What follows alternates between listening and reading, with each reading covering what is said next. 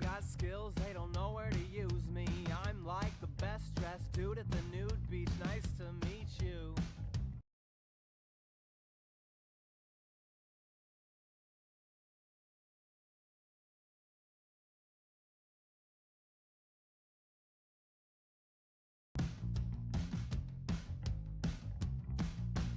I am more the quiet type, I tend to be a shyer guy, as safe as me in elbow pads and cul-de-sacs with traffic lights. I spend most of my time alone, it's not all that bad, you know. I lost some weight from anxious pacing, talking on the telephone. If I look cool, I'm fooling you. At any point you can assume my mind's computing every path that screws up what I wanna do. Lock the door, seal it too, dancing in the panic room. I made a promise, now I feel nauseous, as if I chugged a cup of stuff you clean your countertops with. But no Lysol will solve this, so I am out of options. It's past my bedtime and I'm honestly exhausted.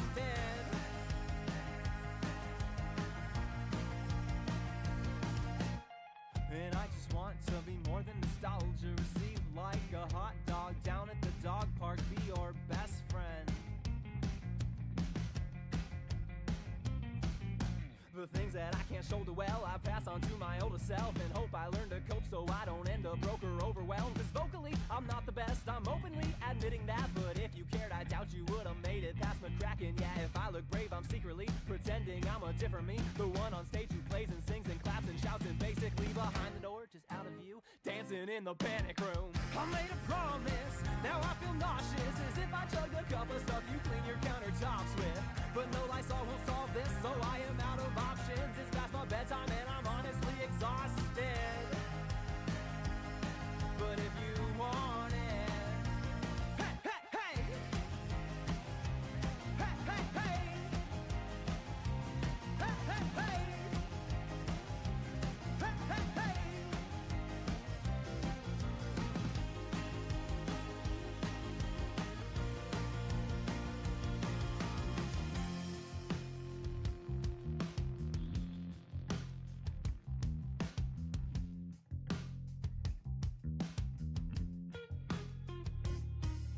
Now wouldn't it be the best if all the answers to our questions came as sheepish realizations, obvious and retrospective? Like the answer for anxiety that's crept into your head is as simple as your printer, you forgot to plug it in. Instead of playing Twister with my lyrics cause I can and filling every syllable with lots of bullshit, I instead give you the simple sing-along you're all hoping will come next. Or do I load this mother up and not do what I do best? So here's my promise, don't aim for flawless, cause some of your best art is made with chalk on your sidewalk. It's gone when you wash it off, it's not made for fame or profits. It's looking back and giving all you got to top it. But if you want Yes, song request is on. Hello. Hello. Today we are using 3D model. You know, insane, wild, crazy. And I'll be drawing requests. This music actually says banger, right? I fucking love Disco in the Panic Room. Fun fact, I use this song not every time I do a model showcase, but it's like my go-to for model showcases when I finish someone's model, because the fast lyrics show that the mouth tracking is really good. Do you like the art? I did! Did I not respond to that? I thought I did. Wait, hold on. Am I crazy? I did! I said, yippee! That one's me! That's me! Yippee! Thank you! It's so- I like that- I like how angular it is. I like angular shit if it wasn't obvious. I want- right now- oh hey, by the way, right now, Grub, 3.0, technically, is in progress. The first time you made it to watch stream. Hello! Hi! Also, yes, dude! What the fuck? What is any of this? Hold on. I just realized what's on my phone screen. I don't even know what this is. What is this? Oh, it's just the phone link stuff. It's yelling at me. Cool. There we go. You're a lurker, if that's okay. While you were, but you're welcome. Thank you for welcome saying I should draw fan art. Don't feel the need to draw fan art. Also, we have no lurk command. Hey, you guys want to set that up together right now?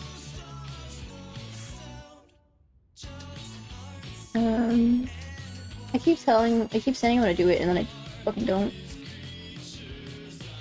Let's see. Stream elements. Chatbot. Chat commands. Custom commands. Add new command. Alert.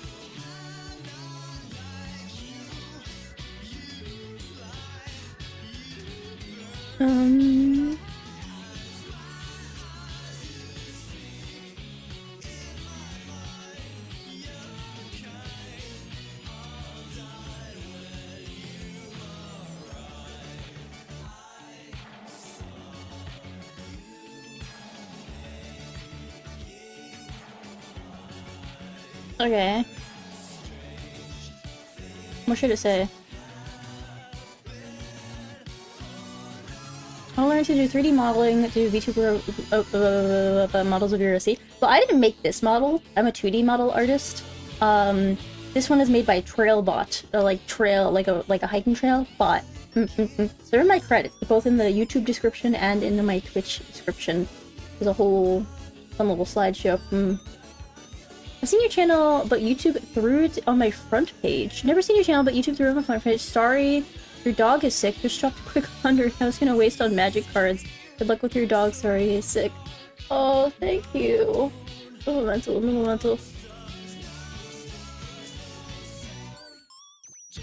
What would you like drawn? Because I'm drawing Dono requests today. This right here. This canvas. I was gonna draw Bambino from Outlast Trials because I hate how much I adore Bambino and Coil. They're so silly. Been there in the past where your dog needed surgery. Wish the best of luck. Thank you. Yeah, I think it was yesterday. At least it was supposed to be yesterday that my vet like reached out to can't donate because you're broke. So like, yeah, take care of yourself first, definitely. I have that listed in the description. I have it listed on the donation page. I'd much rather you guys be able to eat than donate. Because I can pay for it, but it's kind of a situation of I'm using money that was meant for a surgery for me to pay for his surgery instead because I care about him more. Also, if you're crunching, sorry, I'm eating breakfast. I got Twinkies and a Frosted Flake. Oh. Nom nom nom nom. Hashtag candy apple? Eh? Before your chat get red stuff? Yeah!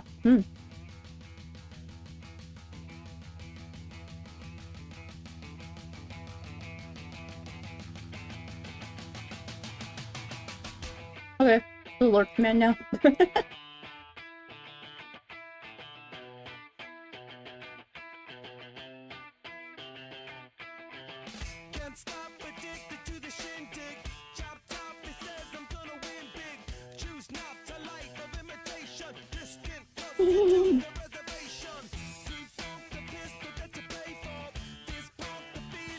Message retracted. Okay, what does message retracted on YouTube mean? Like, I've asked this before, but I haven't, like, I don't know what it means. Franco's the best. Like, he should definitely kill the hammer, but he's a funny guy. 3D Grub's the best. 3D Grub is great. I'm kind of a big fan. You guys want to see Grub 3.0? Mental.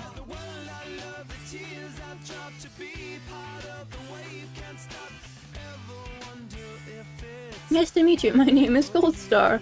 Like the horse?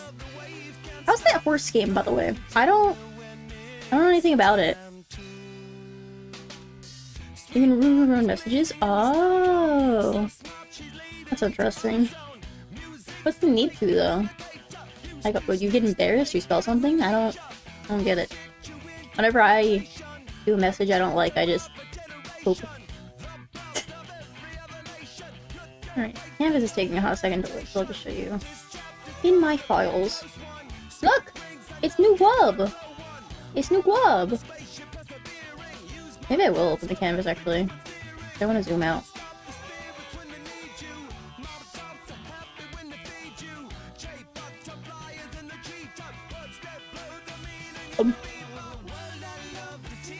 What's your guys' favorite cereal? Oh, fuck. Okay, well... the canvas just crashed with my new model. I think it's recoverable, but I think it's gonna take a second. I'll do this later. For now, we will just... That really fucking sucks. Wow.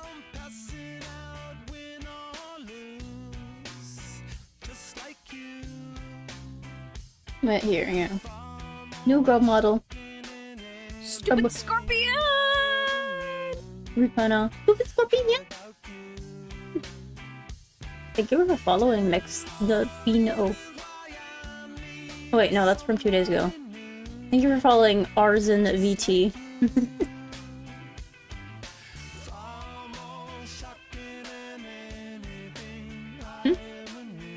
What were the consequences of my cringe for real? It's like a music video, but it's pretty weird. I don't know which one you're talking about. Sorry, I'm in my own world. You love Golden Grams, but it's pretty hard seasonal monster cereals. Oh, I like Golden Grams too. God, I have. Oh my god. Do they still make Golden Grams?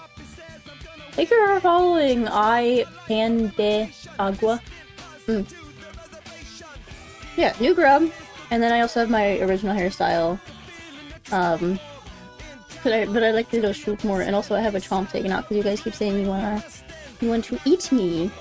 But yeah, I like but this model has a lot more put into it than my current 2D model. Because for those of you that don't know, those of you unaware, you're gonna peace out, have a great stream. Thank you. Have fun doing whatever you're doing. For those that don't know, my current 2D model, I was in an agency before I debuted. I was supposed to debut under an agency, and my first ever model looked too young for what people were saying about it. People were like heavy sexualizing it, and it was supposed to be just like a little guy, like a gremlin, but it leaned too far on the Shota side for my liking. So I remade my model to look a little more mature, you know. They didn't want to contribute to like that side of the internet, but because it was so close to debut, like I think it was 2 months out of debut or something like that, I had to scramble and do it really fast so that we had time for all of the promotional stuff, all of the art, all of that stuff, and then it ended up being fine because I paid for all that stuff anyway. But yeah, hi Sam, hi Kramer Second. But yeah, so I didn't really take my time with it. I didn't separate things as much as I wish I did. I didn't consider, like, what it looked like in a 3D space. And for this one, I've even, instead of using a 3D model, which I usually use for my models, I'll usually, like, partially model out a head so I have perfect angles. My nose doesn't make sense in a, like, look how snubbed it is. That's because my nose doesn't make sense in a 3D space with how I want it to look. So I hand drew my angle for how I want it to look, even though it doesn't make sense. Yippee! Alright. But my model file just crashed, so I'll have to recover that later. What does this mean? I'm not British. I'll cram your set. It's like a... So in Outlast Trials, there can be mimics, and we call those just like evil, whatever your name is. So a mimic of me would be evil Vaughn or evil bro. But... Sam's, I originally said it was Camille Sakin, but that sounds like Cram Your Sakin, so the evil Sams in Outlast Trials are Cram Your Sakins.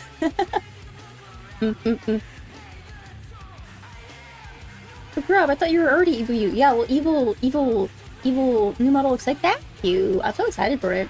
It'll take forever because I'm doing actual commission work first. That's my priority. But I'm very excited. Here, I can actually show you the outfit and everything. I'm not really keeping it secret. Maybe I should, maybe I shouldn't. I might just put it on screen. Stupid scorpion! Stupid scorpion! Here, yeah, this is better.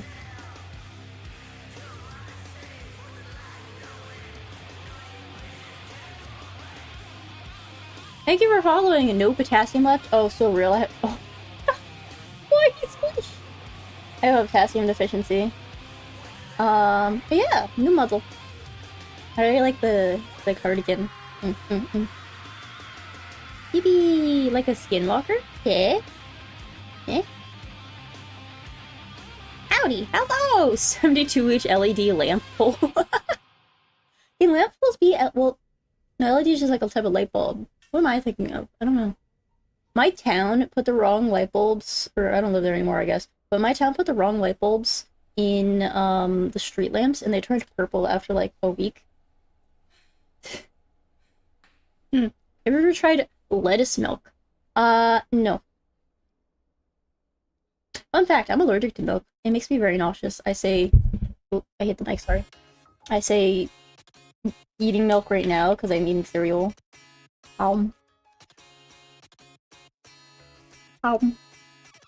are friends. Ah, ah, ah. They are friends. Ah, ah, ah. Thank you for the two... Or the one...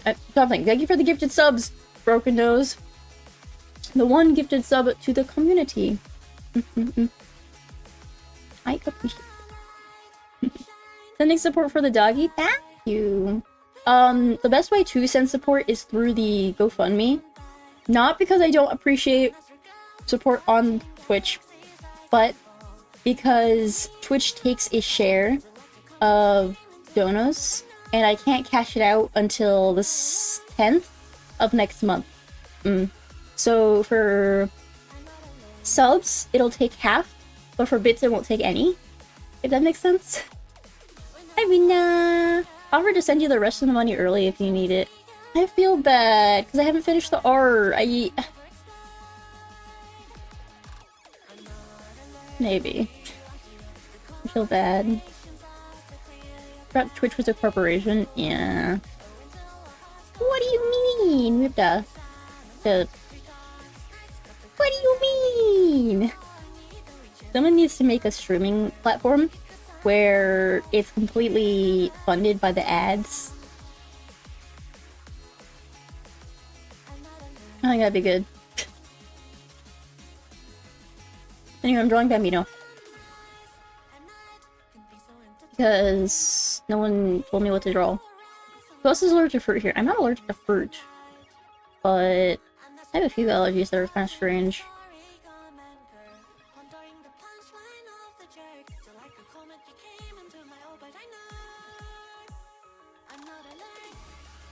What do I want? I have like a pose in mind. I don't know if I can execute this.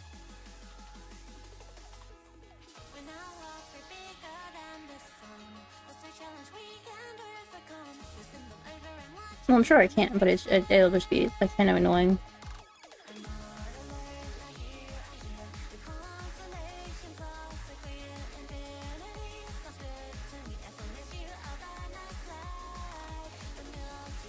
I love looking at art. I'm actually trying to learn it, even though some people learn it when they're younger. Yeah, definitely, get into art. But my best advice is don't worry about improving when you're first starting out, or even like a few years in. Don't worry too much about improving. Do incorporate new things into your art and such like that, but draw things that you like rather than focusing on the fundamentals. Because if you focus too much on the fundamentals, then art will become like work, like a chore, rather than something you enjoy.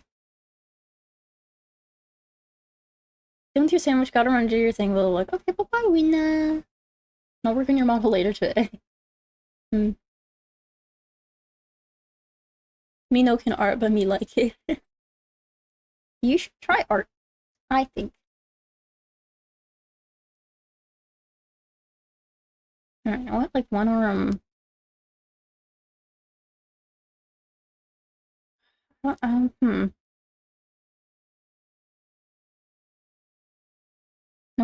want like hands down Leg up. Maybe not that up. Leg up. Leg out.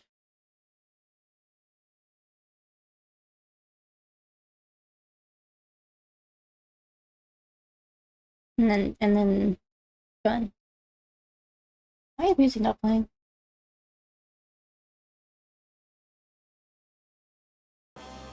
Also, yes, song requests are on. If you use !SR in the Twitch chat and then a YouTube link, and you play song. Mino liked art. You're an artist. What do you? Who are you drawing? I'm drawing Bambino from Outlast Trials.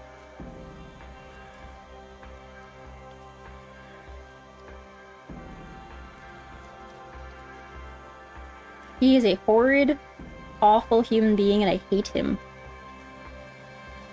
But he's full of whimsy.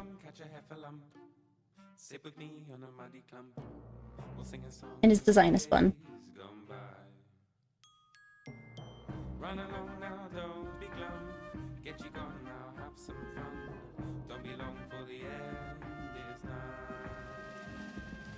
Don't let moments pass along and waste before your eyes. March with me in the borough groves. Come with me in the slidey toes. How does... Hold on, wait. Come along now, run away from the humdrum. We'll go to a place that is safe from greed, anger, and boredom. I don't know how one does gun. What must be for another outfit of mine is a ref death suspicious. I don't know what you're talking about.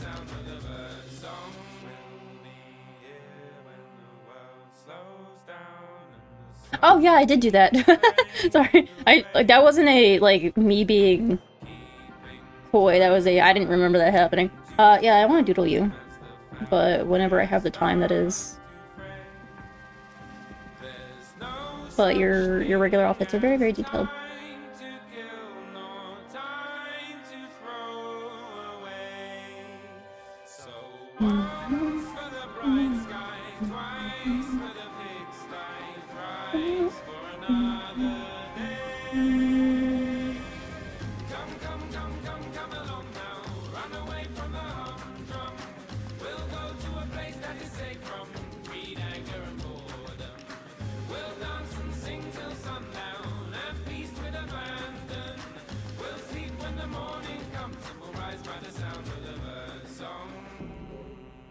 Oh, yeah, that definitely makes sense. Yeah.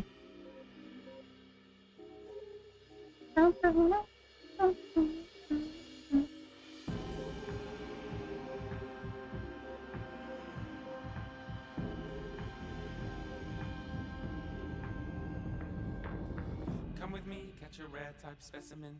Cuddle up with a hesitant skeleton. We'll break our fast with friends. Once we're fed, we shall disappear rapidly. I think his anatomy is a way off, but it was life.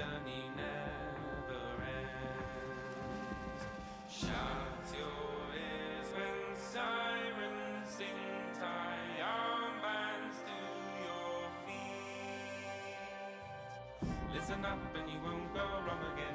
Float along on the verseless song and then get to where the two ends meet. Come along now. Run away from the humdrum. We'll go to a place that is safe from greed, anger, and boredom. We'll dance and I also have the string keys here.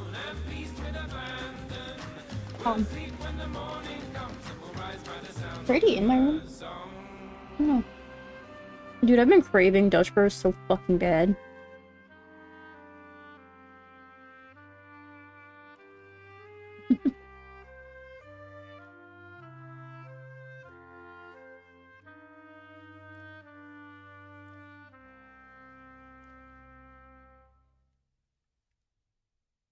Like, I haven't been ordering anything. Like, no food. We haven't ordered groceries. in a since pretty silly little diagnosis.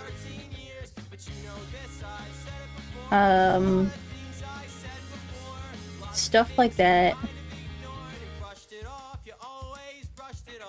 Oh yeah, I had to point to this? I don't remember it.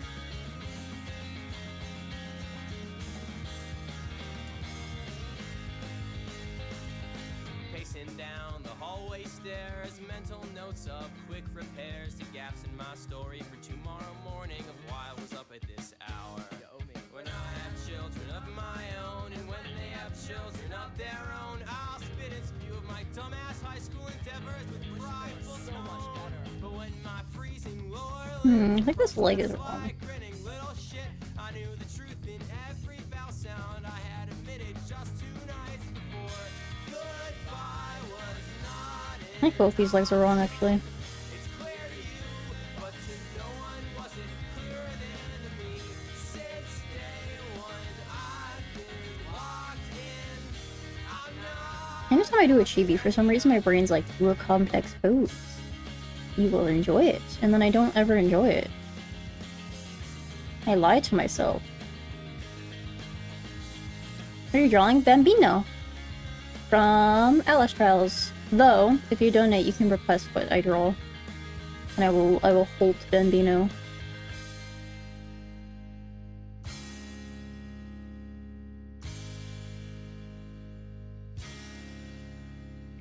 I told you I loved you just outside your mom's place. You laughed and you felt bad as we sat there red-faced. I felt like a bitch, so I told you to get out. But I guess Bren was right, babe, 'cause who's laughing now? I told you I loved you just outside your mom's place. You laughed and you felt bad as we sat there red-faced. I felt like a bitch, so I told Yeah, that's a little bit better, yeah. but I guess Bren was right, babe, 'cause who's laughing now? I told you I loved you just outside your mom's place. You laughed and you felt bad as we sat there red-faced. I felt like a bitch. Kibo's Bambino lore, I want to know. I don't know his lore, actually. You guys want to watch a lore video together?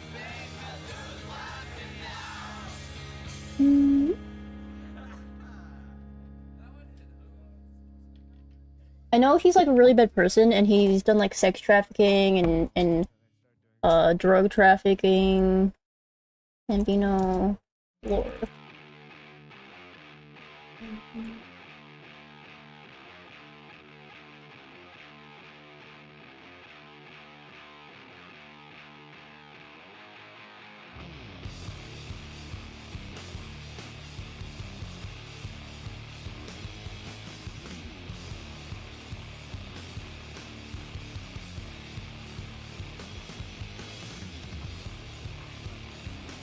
Alright, we are gonna pause.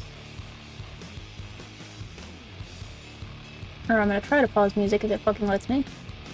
There we go. And then...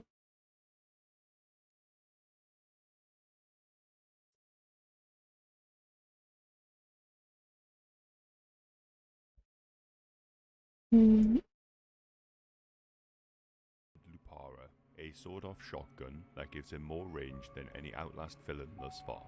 Here, we'll just listen to it because the visuals don't have, like, anything really, just, like, him walking around and shit. Violence, fueled by his impotence and insecurities. A freakish big baby, obsessed with his pacifier, the titular boomstick. Here's our 3D model. It looks nice, by the way. I'm not sure if it's 3D, right? It is 3D. It's made by Trailbot. Trailbot. He's really good at what he does. This is actually a low poly model. He's just really good at texturing. New story trial. Poison the medicine. He's an awful little gangster with a degradation kink and massive mommy issues. Yeah, he has like a huge In this video, I'm going to talk about mommy Hunter and kink his and backstory like before moving on to what he's I don't know, he's a freak. I hate him. He's the worst. But he is filled with whimsy.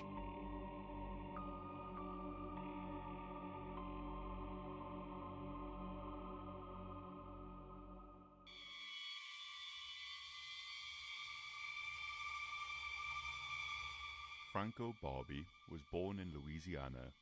He is the son of New Orleans. Y'all ever been to Mardi Gras?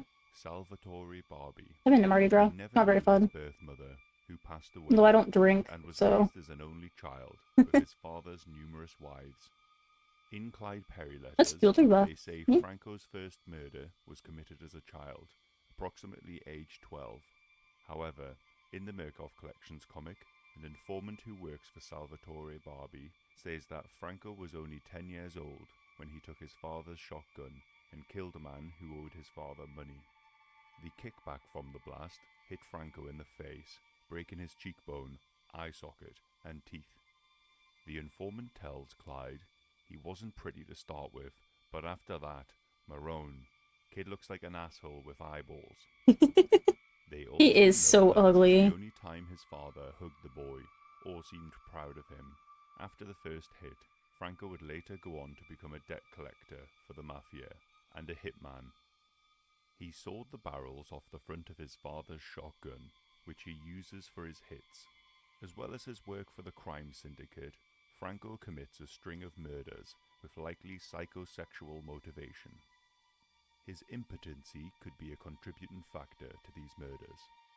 He compensates for this with his shotgun, which he calls Lupara, often ending in a bloodbath. In spite of this, he has an affair with his stepmother, Angelina Barbie, who is only a few years older than him. She possessed the power to humiliate Franco, enough to cure him of his impotence. As the informant puts it, she humiliated the shit out of him. Upon learning of the affair between his son and his fourth wife, Salvatore beat Franco to a pulp and banished him to New Orleans. Banished him to Franco New ends up in Orleans. Cuba and briefly becomes Oh, imagine being involved in banished to New CIA Orleans. operations. He spends time You're with the 100% gay on it, eh? revolutionary Cuban community in Florida. Horrific was part of Franco YouTube takes part in numerous ad, raids on by the way. Cuban soil, Eh? resulting in a dozen I'm so deaths. confused. However, he falls back Every into time the I hear his lore, I remember the time you had to write a sympathy email at work for when our museum board member's mothers died. I found out the board member grandpa was the head of the New Orleans branch mafia. My family has mob ties, but I think they all got cut when my great-grandpa died. My family's, like, I found shit about my family after people died. And it's kind of one of those, really? Them? Okay. That checks out. I'm not surprised, but wow, huh? Full of hunters, drunks, and hookers. Still steaming, gutted, and half-bled buck lying on the bar. Bartender mistook me for a game warden and offered to unzip me with a knife wide enough to fry an egg on. After befriending the locals, I was introduced to the local ladies of the night. Was informed of Franco Barbie's enthusiastic and profligate sexual appetites.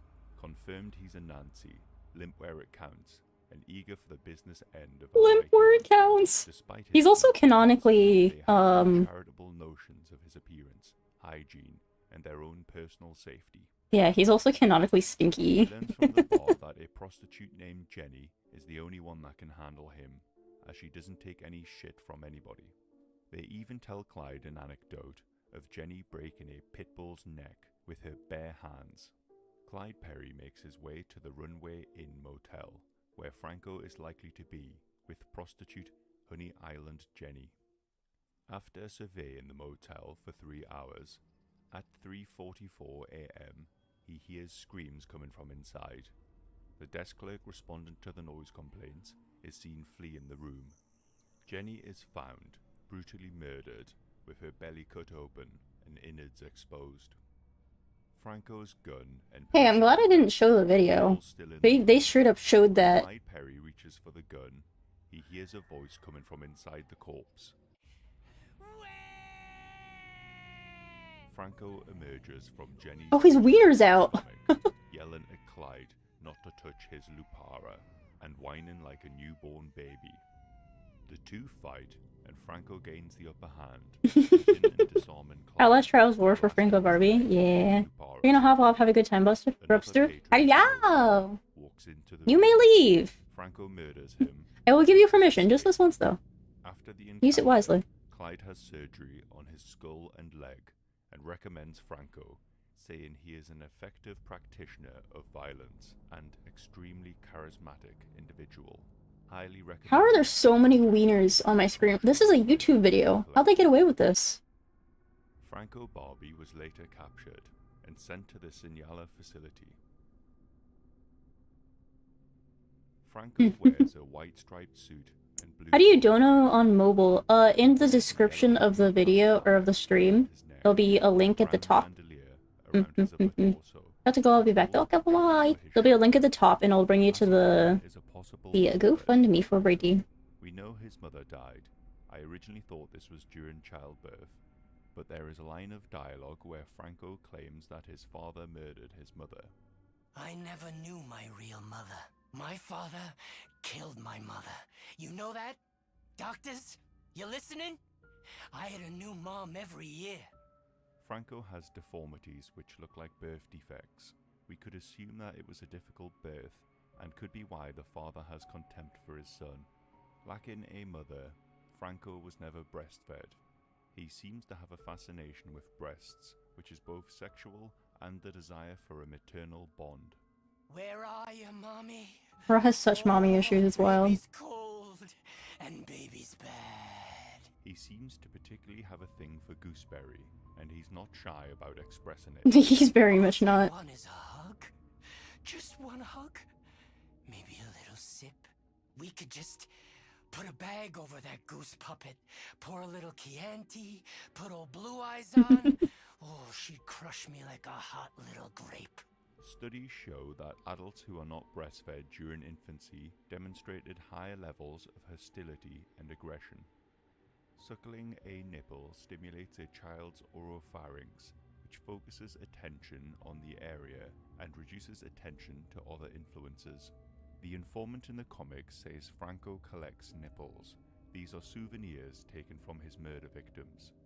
We see severed breasts crudely attached to milk bottles scattered around the trial, which Franco presumably drinks milk from. Franco is implied to be a drinker in the comic. The informant says that he drinks a cocktail named Wolf's Milk. It is made of gin, milk, egg white, and amaretto. This milky concoction is likely a substitute for breast milk. We see him curled up in a cradle-hold position, with a decapitated female grunt. Franco uses the pacifier to calm himself and also make up for the lack of maternal bond. It could even distract him from the pain he must feel in his swollen The poor head. grunts, dude.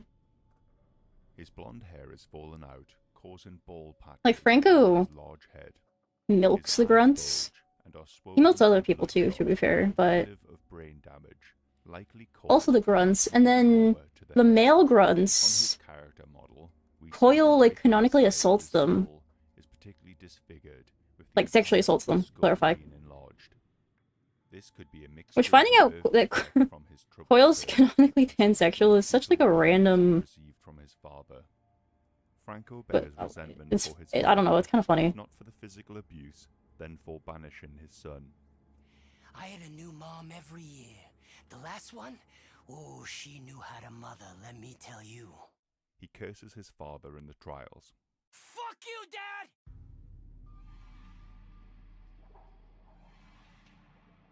The docks environment was built specifically for Franco. In the area is a fully functioning heroin refinery. Moses Scarfiotti expresses to the board concern given reagents and experimental population access to highly corrosive and combustible chemicals, which could potentially be used to threaten the integrity of the enclosure. As mentioned, the docks is a very large environment with multiple locations. Notable locations are the drug laboratory, train depot, poison storage, Cash App doesn't work now. and the You tried shipping start. Don't worry docks. about it. There is a document talking about I don't know what works and what doesn't work. We are already at the edge of To be so real with you, I'm not much environment. help Easterman, with tech it's a support matter of for pain. I for want to call you GoFundMe. I wish I was. Scarfiotti. It's I not think it's a the power sole dynamic thing for him. actor. Yeah, We have focused which it's so ourselves on interesting Scarfiotti. because Coil Easterman, we're aiming for psychological Coil accuracy. likes to be dominant, right? Tangible, and only the future is certain. Koyo likes to be dominant. Koyo likes Choose Angela. blah, blah, blah, blah, blah, blah, blah. Guilt, rage, and arousal. Like, one of his lines is, Franco's if there's a hole, I'm gonna fuck it. I don't care which one, or shit like that. He screwed his own mother. Easterman. Stepmother. Scarfiotti. Still. Easterman. A boat is a powerful symbol of death and I don't remember what I was saying. either a phallus Oh, but I or think a his, like, quote-unquote pansexuality is more so just boat is the a need symbol to be of dominant over literally fucking Scarfiotti. everyone. Fine. Hmm. You should know, the boat's pushing back on water. Easterman. The boat needs to be in water. Wombs are what? Scarfiotti. What? Easterman. Wombs. What are they? They're wet. I want water. Scarfiotti. Where in the desert? Scuffling, unintelligible speech. Easterman. Some liquid then. Any liquid. I don't care. What is in the water? I assume some sort of sewage or bloody gore sludge used in the root canal.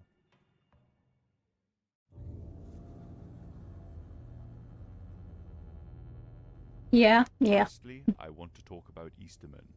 In my last video on the Outlast Trials characters, I talked about Skinnerman and the link to Easterman. I want to talk about him in more depth. Dr. Hendrik Juliet Easterman was a scientist at Murkoff Corporation during the Cold War.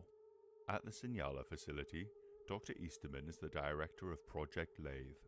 When it comes to the reagents, Easterman wishes to keep his anonymity, saying, "I must be absent, powerful, benevolent, and mysterious by my absence. I cannot mix with the test subjects. I will find men and women without purpose, and I will guide them as God does, from a mysterious remove. He has a godly view of himself, but sees himself as a parent figure. I am like a kind of father to my patients, and they love me as much as I respect them.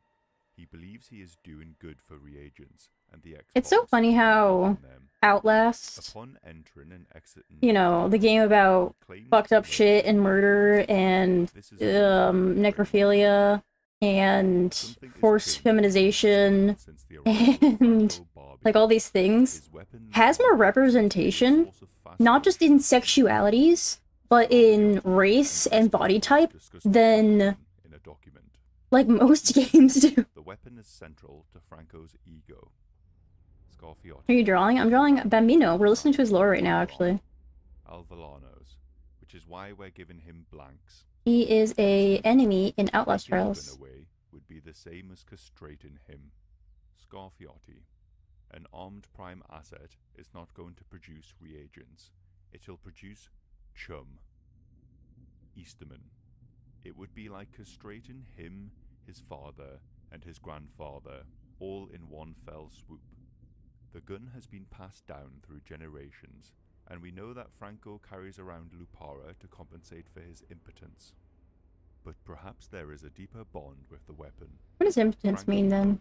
Again. Given with human teeth, which he has ripped from reagents, giving him a buckshot he can use at range in the trials. Easterman is proud of Franco's nice. Can't get it up. Your bits don't work. document. Oh, so that's why the wiener they showed blatantly on fucking screen on YouTube.com Franco was soft. let the baby have his toy. Easterman also seems to be Oh, fucking Coyle? obsessed Who's with the weapon. who's the cop? Vividly describes trying to suck it off in a document titled Totem. Canonically is very upset that Bambino Or remarkably gets a gun and simple. he doesn't because he's a cop. The rim of the barrel has a metallic taste, whether blood or some alloy of copper and iron, I cannot say. Franco's gun is too large to fit comfortably in my mouth, but the pressure on my jaw was not unpleasant. I had to take a few minutes to make myself presentable again before returning into public view. I spent the time considering the twin barrels of the weapon. Gun bores have a brutish approximation of the eyes of a charismatic figure. They demand obedience, they promise efficiency and power. They operate via mechanical imitations of sexual process, impossibly amplified. A culture awash in guns may be impossible to control. Guns are to What? authority Eh? as pornography What did I is to say? sex. Easy and false and meaningless. Franco's weapon left an indentation on my lips. Invisible in the mirror, but I can still feel it now. Difficult not to put the weapon in my head just one more time. Franco's weapon left an indentation on my lips. Is Easterman's journal just 50 Shades of Skinner Man? It's even more creepy if you think about the gun essentially being Franco's ego and penis. In the same document, Alvarado And comments penis. that Easterman did not look well.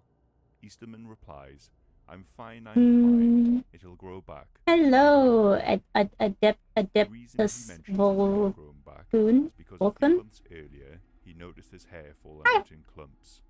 He later finds Which up, out which that pop, and which somebody bracken? slipped thallium into his coat pocket during a New Year's party, and that is why he is sick. There is also mention of Easterman having a nosebleed during a meeting. Easterman is hallucinating. He says he saw a corona of snakes surrounding a colleague's head. He also stabbed an employee to death in a blind rage. Whatever is happening, it seems as if the psychic Not much, just cracking some shells and another crab treasure. Eh? Crab There are treasure? more theories out Eh? there as to what is going to happen with Easterman, and I'm looking forward to more hints. Thanks for everyone who's made it this far. Sorry this video is coming out a little bit late. I intended on releasing it a bit sooner. Subscribe if you want to see more. If you're wondering what Maybe to there's check one out for next, foil as maybe well. check Hold out my on. video on Crow Country. Mm.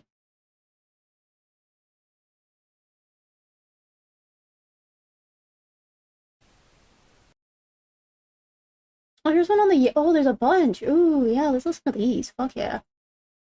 That's what I'm talking about. Fucking love video essays. The rebellion is crushed. Also, who else donated? Thank you. If you are in chat right now, feel free to request a doodle. I, in fact, will do it. I'd thank people directly, but I can see all your guys' legal names, so I'm not gonna dox you. You know? Project Relapse.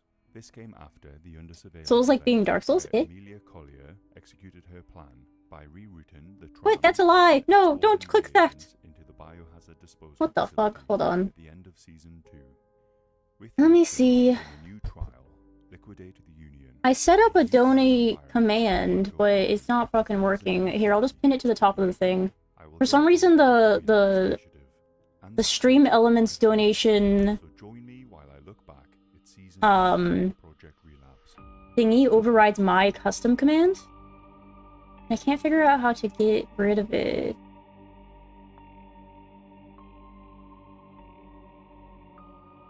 Rob, take a kidney donation? I think my kidneys are okay. Unless you mean like just to have. Escape is foolish, undesirable, impossible. For those truly dedicated to the therapy, we have begun our Project Relapse initiative. Begin again. Be rewarded. Keep growing. Together, we can always be better. This is Season 3. Man, Aftermath open of the store. escape event. Move While the song. agents were making their escape attempt, No, there's literally no donate personnel command. I don't know why it does Amelia this. and violently beat her. She is sedated by medical staff, and we find her shackled above the now closed Rebirth entrance, and she is forced to wear an oxygen mask. Amelia serves as a Shipping settings, maybe? few reagents who dare to escape the facility. Despite her imprisonment, loyal followers continue spreading her influence, tagging graffiti across the trial zones with the message, "I'll be back." Mm. Easterman proposes the return of the primetime event as an attempt to expose reagents to more charismatic influences and undermine Amelia's impact. In Outlast the Murkoff collections, I don't know. Easterman tasks Clyde Perry with finding Amelia. He finds a breach in Murkoff's security perimeter, which leads him to investigate the observation access point. You can sell them. I don't know how to keep, Amelia like, was a one of the kidney agents who good took enough to over sell. blindsiding Murkoff and facilitating countless escapes. Also, I don't know where to sell Clyde those. eventually tracks Amelia I feel like I'm down pretty and stupid. I feel like I'll be caught pretty fast. She tells him that he won't take her alive, and he shoots her in her right leg. Amelia crawls away. Perry taunts Amelia, confessing to torturing and murdering her partner, Damon Green. He approaches her with the gun, but accidentally stands on top of a blind mine, which Amelia was luring him towards. Amelia strikes him with a brick, causing Perry to fall onto the rail tracks. A shuttle screeches towards him and splits him in half. Easterman stands over Perry, knowing that Perry was going to use him as a scapegoat to blame for the escapes.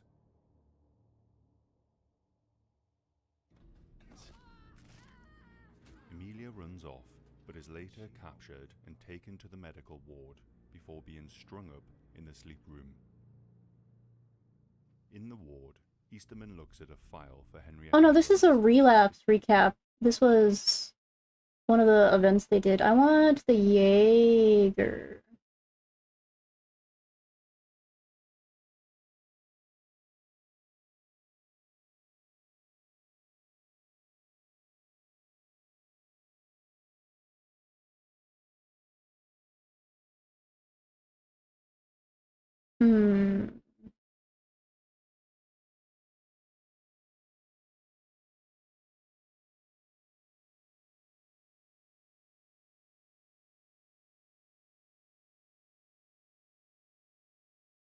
Not really giving me that.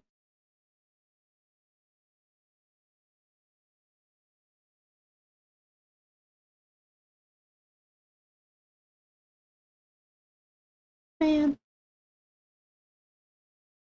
Alright, I guess we'll just listen to Amelia. You can give hair. I don't know if you get money from it. It depends where, and generally not. Like Locks for Love, my aunt donated to them for years and years and years, and then found out that they charge for their wigs when they don't like pay you for the hair. So you were giving them free hair for them to charge like cancer patients for the wigs when you donated it. They were just like profiting off of people. That was wild.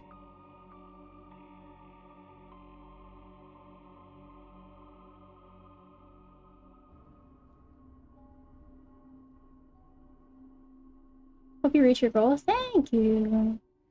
Stopping in real quick to say what's up. I don't know what's up. We did get like a fucking massive donation 2 days ago, yesterday? Someone else donated. Thank you.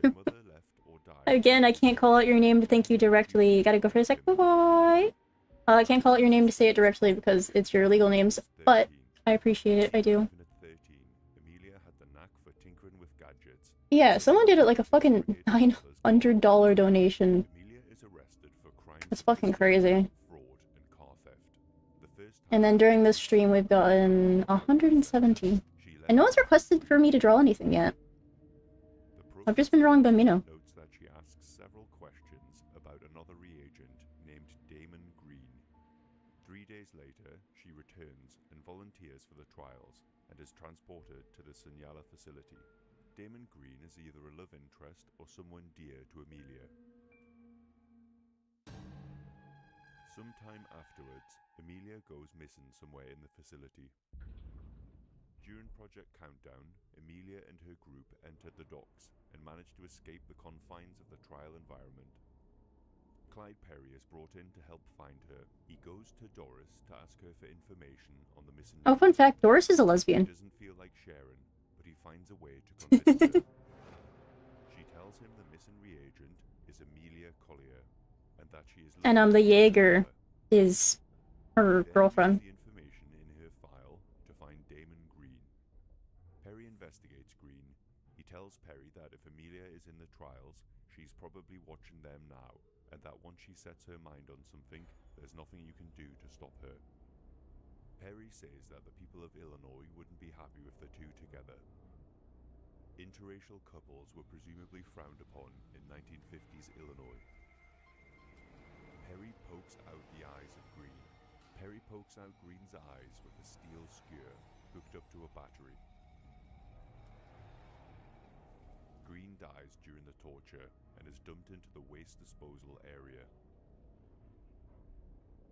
Amelia is hiding in the waste disposal area and discovers the corpse of her partner, riddled with skewers. Some of Damon Green's final words are, "I expect she has her mind set on tearing this place to the ground. The death of her partner will only fuel Amelia. With grief and anger, she is determined to take down Easterman and destroy the Signala facility." Let's talk about her reviews. Hello. Yeah. Amelia has two different lenses on her His popcorn was glasses. cracking. I still got my cereal. Most likely due to being outside of the trials for a while and having to improvise, adapt, and overcome, using whatever scraps she finds. Hinting at her resourcefulness, making her the Bear Grylls of the trials. What's your guys' favorite coffee order? And less piss drinking. She wears a blue shirt with an embroidered patch on the chest with the Bingo Fuel logo on it. She has Something that as well as one Outlast also does is has like a shit ton of badass ladies. I last talked about Amelia. I think that's neat. On Project Countdown, there was an evidence file, an apology, where reagent 1733, who was observed ritualistically defacing the corpse of another reagent, uttered the word, I'm sorry, Amelia." The words they have carved into the victim were everyone, greed, regret, everyone, greed, opportunity, regret. These were words which were hidden inside Morse code that were broadcast on the radios found in the trials during Project Countdown. We had suspected that Amelia had something to do with them, but now we have confirmation. Reagent 1733 is likely just a twisted victim of the trials, who became obsessed with Amelia's broadcasts. Speaking of the broadcasts, there is an evidence file referencing it in the Radio Free Signala folder, where Scarfiotti is talking to Noakes. Every element of the trials is carefully placed and adjusted for maximum psychological impact. We don't know who put the radios there, and observing scientists reported odd static emanating from within the recorded message. Maybe you hasn't noticed this whole place is fallen apart. Has been since the jump. Scarfiotti. Security attempted to retrieve the radio, but learned you had already removed it from the trial environment. Noakes. Sure man, maybe. I fix a lot of shit. You said this radio is broke? Scarfiotti. I suspect the radio was sabotaged, and when security came to your shop, they found the radio completely disassembled. Its recording tape burnt. It seems Noakes is trying to assist Amelia. Hopefully he'll give reagents new toys to play with. No, Noakes is the rig guy. Amelia managed to escape this trial. Let's look at the evidence file, maskless. An entry in the escape. Black coffee's the best. Just black coffee. 8 shots of espresso, 4 pumps of white mocha. That's a lot of espresso. More power to you, I suppose. I have like a very specific order at well, not specific. It's just like my favorite drink ever to get is from Dutch Bros, and it's the cinnamon swirl with the white soft top or vanilla soft top, whatever the fuck it is.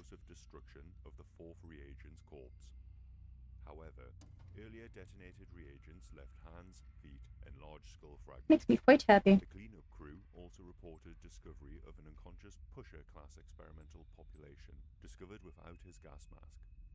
I also want to highlight an older evidence file named Integrity of the I wonder what the pusher looks like. The pusher's the gas guy that makes you go insane when he sprays you with his gas.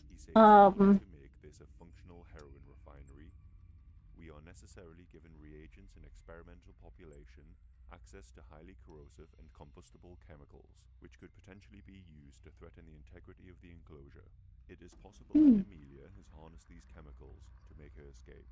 Staff were aware of this, and yet somehow she managed to escape. Decision makers in the Signala facility are becoming careless. This spells bad news for Murkoff and the integrity of the trials. I imagine things will begin to unravel in the future.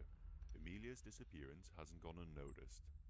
A. Bradley Alvolanos expressed her concern in the evidence file LabRat.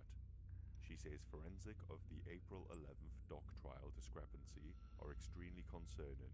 Reagent 0741, a male reagent and presumed co-conspirator of Amelia's, has been separated for interrogation. They say bare footprints were observed on the far right side of the ex-population insert gate. Likewise, evidence of vandalism was discovered. Mechanical mechanical and electrical components removed and missing. They know Amelia is resourceful, and they are concerned. This concern is aired out in a conference between Alvolanos and Easterman. In the evidence file Blame, Hendrik Easterman and Alvolanos discuss the crisis involving the breach after receiving the report from security personnel and stopping it from reaching the board. Alvolanos insists Easterman, who has been training all subjects, must leverage his knowledge to identify and resolve the breach. Alvolanos says, "Whoever this lab rat is, they're your lab rat. You trained them. You know how they think." Scarfiotti doesn't know about the breach, and Easterman suggests he should be brought in on this.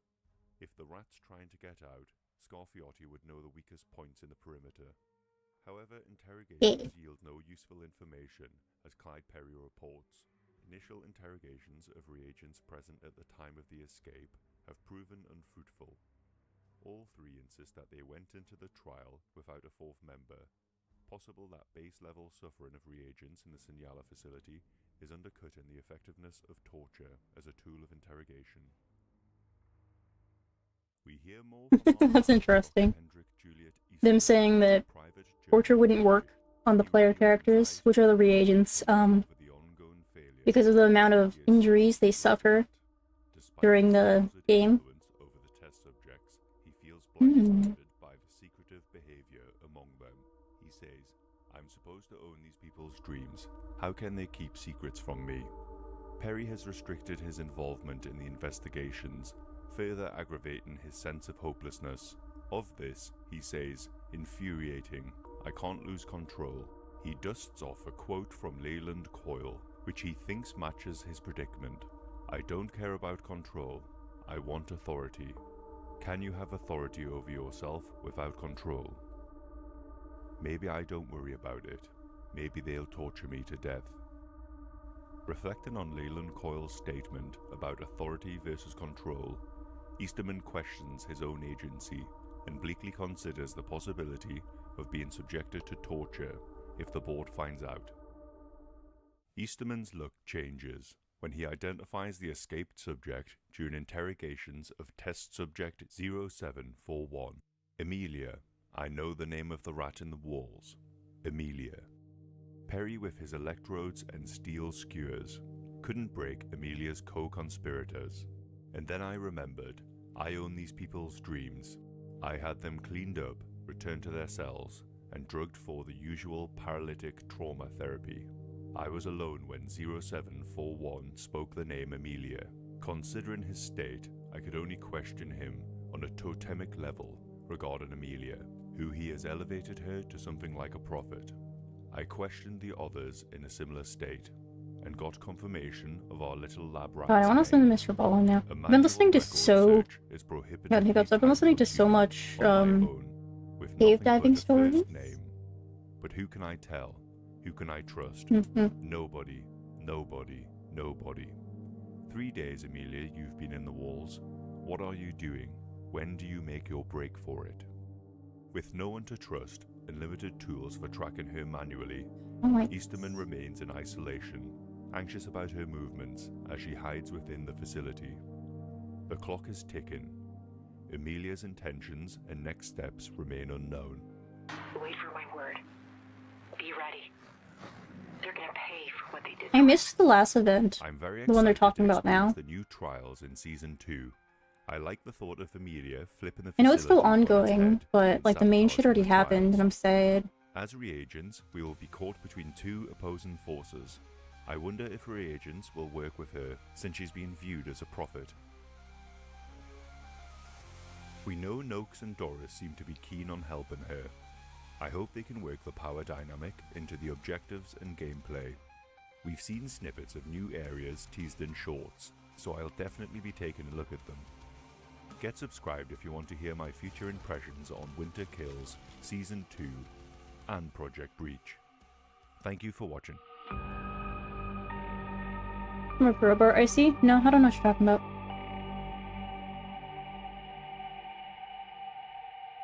I'd never do art. Me? No. Uh-oh. Oh, did it disconnect? Oh, it did. Un momento. Harley Ray Williams was born in Oklahoma on September 24th, 2015 to parents Ivan Williams and Oh, that's Shelby true crime. No, I don't want that. We're going to listen to Mr. Ballin. Oh, you know what? What were we listening to before? I want to listen to cave diving stories.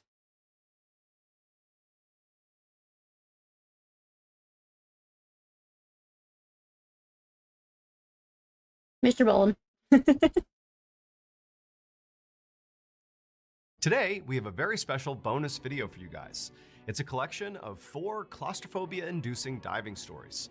Now, these 4 He stories, brings me even great if you've joy. heard or seen them before, they have been This is very completely off-center, isn't re-edited. it? So, it's like a brand new viewing experience for everybody. Kinda, But yeah. before we get into those stories, if you're a fan of the strange, dark, and mysterious think delivered in I- story format, then you've come to the right place because that's all we do, and we upload once a Let's week. take this. So, if that's of interest to you, please offer to house sit for the like button while they're away on vacation, but instead of taking care of their house, simply burn it to the ground. Also, please subscribe to our channel and turn on all notifications so you don't miss any of our weekly uploads. Okay, let's get into today's stories. That kind of balances it out weight-wise. The connections don't like sarcasm? Eh? I just flickered out of existence. Oh, the connection. For Oh, I any see, diver I who see. can stomach the risks, Bushman's Hole is a Me when I world-class silly. diving spot. It's located on a privately owned game farm in South Africa. In the middle of the Is it farm's inhumane to feed 11,000 prisoners their acres own fellow sits this prisoners because they've massive starved crater due to not having that from rim dead to rim is prisoners to hundreds of eat? feet wide. If you hike down the crater to the middle, there's this little tiny I don't- basin of water that almost looks like an oversized I don't puddle. think prisoners should This is the be entrance to Bushman's Hole. starving. Once you step into this little puddle and push your way through the very claustrophobic. It's Rimworld? I don't know what Rimworld is. You open up into the I biggest did freshwater that. cave in the world. I wanna that play goes Project down to Zomboid nearly one of these 900 days. feet. For the people that I don't know have much been about there, it, but they I've been say seeing, like, unbelievable, and it's like propaganda for it on my spacewalk. For You For young page. South African Dion Dreyer, the pull to go to Bushman and explore it was irresistible. Dion had always been a bit of an adrenaline junkie. By the time he was 17, he was racing cars and building motorcycles, and by the time he was 20, he had picked up a new activity, cave diving. Dion had logged about 200 dives before he was invited by a diving group to go to Bushman's Hole and explore it on Christmas break 1994. They were planning a descent to 492 feet, so about the halfway point of the cave, and they needed one more diver, and so Dion was thrilled to go. The dive was going great, but on the way up, as they were making their ascent, the diver ahead of Dion looked back at him, and Dion seemed fine. He gave the hand It's signal fun, that but the it was going NPC great, mod his makes it flashlight good. out, and then Oh, I've about seen the 30 NPC feet mod higher in the for water, that same Skyrim, I diver turned believe. around to check on Dion. But wait, is that the Dion wasn't NPC there mod, or anymore. is that In just fact, like this guy saw his flashlight a that was still mod attached that to allows him, chat to talk basically through the wavering NPC? Is that the as it same sunk thing? farther and farther down Bushman's Hole. This diver immediately stops the group above him, and he turns around and starts swimming as fast as he can down to try to get to Dion. But Dion was sinking so quickly that this diver realized that it's a suicide mission. If I try to go down there, I will either pass out or run out of air. And so, deeply saddened, this group of divers had to turn around and leave Dion at the bottom of Bushman's Hole. That's Although NPC, the they other got divers removed didn't back, know but for better. sure, they Oh, that's told Dion's fun. parents that I like most likely that. he had suffered from a deep water blackout and then had drowned. I gotta check When out that authorities were bridge mod notified about again. what happened to Dion, 'Cause when they I sent first a checked it robot out, down to the bottom of Bushman's Hole to I think just it's called Deep locate his body Submergence. before they send a person down When I there. first checked it But they out, never could find his it like body just because came they out, never so found it was his pretty helmet. broken. Dion's parents are devastated. Like I got the They've never submarine considered and all him that, dead, but and since they don't have a body to bury, I couldn't find they any of the decided fish to that go were down relevant to the Bushman's plot Hole that it and put a added. plaque up next to the entrance to commemorate their son. 10 years later, Dave Shaw, who was a 50-year-old extremely audacious cave diver, was passing the 800-foot mark inside of Bushman's Hole, becoming the third person ever to reach this depth. Shaw touched down on the sloping bottom of the cave. He detached from the cave reel, took out his flashlight, and began swimming around the bottom. As he was scanning around, he looked about 50 feet to his left, and he saw something he immediately recognized. It was a human body. They were on their back with their arms stretched out towards the surface, and when Shaw went over to them, he immediately recognized that this is Dion Dreyer. Ever since Dion died inside of Bushman and had never been recovered, any diver that went in there was keeping their eye out in case they saw him. Shaw examines Dion to see if he's going to be able to be pulled to the surface, if he's solid enough to be pulled to the surface, and he can tell that his hands have skeletonized as well as his skull, although his mask is still placed directly on his skull. But his wetsuit and his tanks had kind of kept the rest of his body pretty tight, which gave him some mass, which meant he'd be able to move him. But as soon as Shaw tried to move him, he couldn't get him to budge because his tanks were caught on So many something. Gooner streams So in Shaw stayed just there for a chatting. minute trying to get him free, but he Oh couldn't do yeah, it. there's those And that's when Shaw girls. started to I mean, think, get your okay, this is gonna be bag. responsible. I I'm gonna never, die I don't know, I've here never if I like don't been start like, making my ascent soon. So he ended up tying a oh, line they have to their, Dion's body so he could be they located have their, again, and then Shaw began it's to do a out. slow ascent back to the surface. Oh, they're On the way just, back they're just up, like Shaw felt money an extreme baiting. sense of I think it's connection with funny Dion. to a He degree. really felt bad for this kid, and all he wanted to Because do they don't, was okay, get him I think back it's on funny land to get when him they back to don't his build the family, to give parasocial them some relationships closure. that So when he got on VTubers the build, if that surface, makes he sense. immediately contacted Because authorities and said, "I need VTubers to go will back do to the my family whole and like get them." role And Shaw play also called Dion's and parents and like, told them, I don't know, am it's retrieve your son. different when And an his parents were IRL apparently person versus a overjoyed. They VTuber couldn't believe does they were gonna get to see those their kind son of again. After streams, lots and in my lots of opinion. I planning, don't know. Shaw's Maybe I'm just recovery of biased. Dion Maybe was I, scheduled for maybe I January hate 8th, VTubers. 2005. The dive was going to take 12 hours. Maybe. It wasn't just going to be I hate Dave doing VTubers. the What retrieval. about the It was novels? going to be like a relay race. Dave would be the first one down, and a couple minutes after he entered the water, another diver would go in who would stop about 100 feet above Dave, and then a third diver would go in and stop 100 feet above the second diver, and so on and so forth. Dave would put the body bag over Dion and then carry I his like this body up hand. to the first guy, who would turn around, bring the body up to the next guy, and the next guy to the next guy until Dion was out of the water. I don't At really want to do a 6:13 in the relaxed morning, pose, Shaw but entered the I think it water might with look a camera better. on his helmet to film the operation. Shortly after he submerged, Dion's parents walked down to the edge of the water to watch.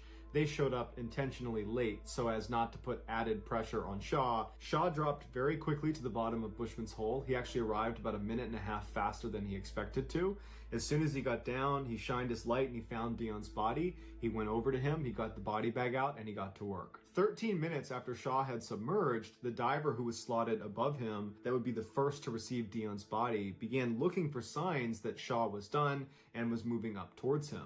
But when he looked down, he saw Shaw's flashlight wasn't moving. This diver continued to watch the flashlight very intently to make sure his eyes weren't playing tricks on him. And after That's some a couple bad of news for you minutes, if that's still the no case. movement. What did I say? This diver begins going deeper and deeper. You're to back, try you to gotta get go a to better sleep, look you at got school Shaw to tomorrow, see see what's ya. going on. And when he got a Okay. little bit closer, it became very clear that Shaw was not moving. This diver What grade are immediately you goes into in? rescue I need to mode put and starts 18 going plus in my straight fucking down to YouTube get titles, Shaw to dude. try to help him if he still can. I And as really he's moving do. down, he hears I'm gonna this change my fizzling title. sound, and he looks at his wrist and he can tell that one of his gauges has broken. And this gauge was vital to the dive. There we go. It meant he would not be able to get down there. And so with a heavy heart, he had to turn around. Making a and joke go about back hating up. VTubers? And Oh, I because of the see. depth at which they were diving, You can't call me he out on could things not I just say. go I right to forget the 0.2 surface seconds and tell later. I everybody should never what be had held happened. He needed accountable. to stop at various decompression stops along the way. But he had a slate, and on it he wrote in his grease pen, "Dave's not coming back." And he swam the slate up to the next diver who would have received Dion's body, but instead receives this slate. He takes the slate up to the next diver, to the next diver, to the next diver, all the way up to the surface. Don's okay. Dave's not coming back.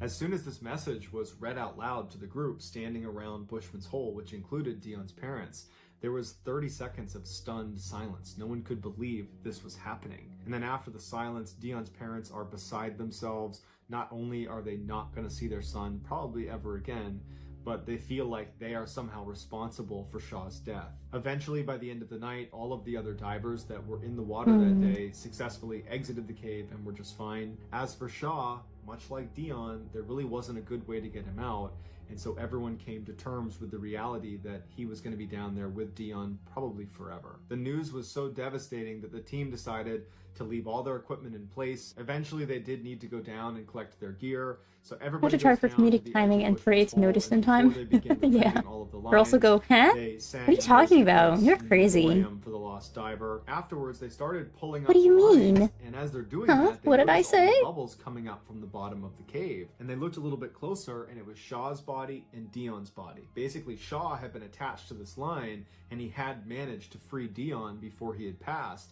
And so when they pulled the line, both of them were freed and they floated to the surface. And so even though Shaw would die doing it, he was able to get Dion out of Bushman's cave for his family. After the two bodies were taken out, they noticed that the camera on Dave's head was still intact, and it had filmed everything all the way through his final moments. And so they took the tape out and they watched it forward and backwards, slow-mo, frame by frame, and they analyzed it to the point where they understood what happened. When Shaw gets down to Dion, Dion's body that had previously been stuck, and that was the reason Shaw had not been able to free him the first time, somehow he's become unfree and he's now free-floating.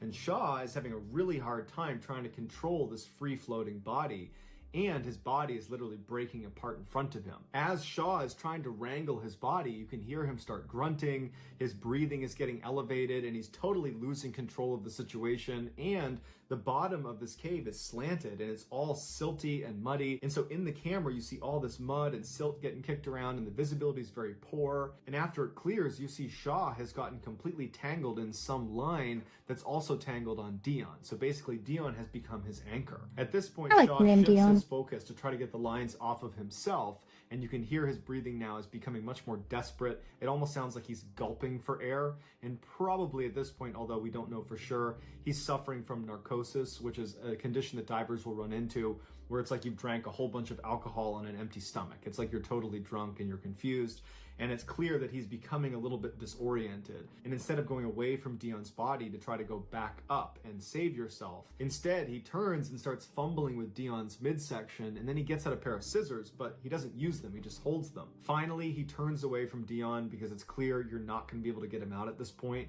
and with the scissors in hand that he never used, because again, he's probably suffering from narcosis and he's confused, he starts beginning to make his way over to the area where you can go back up, but he starts slowing down, his breathing becomes tragically desperate, and then it becomes silent, and then there's no more movement, and Dave Shaw is dead.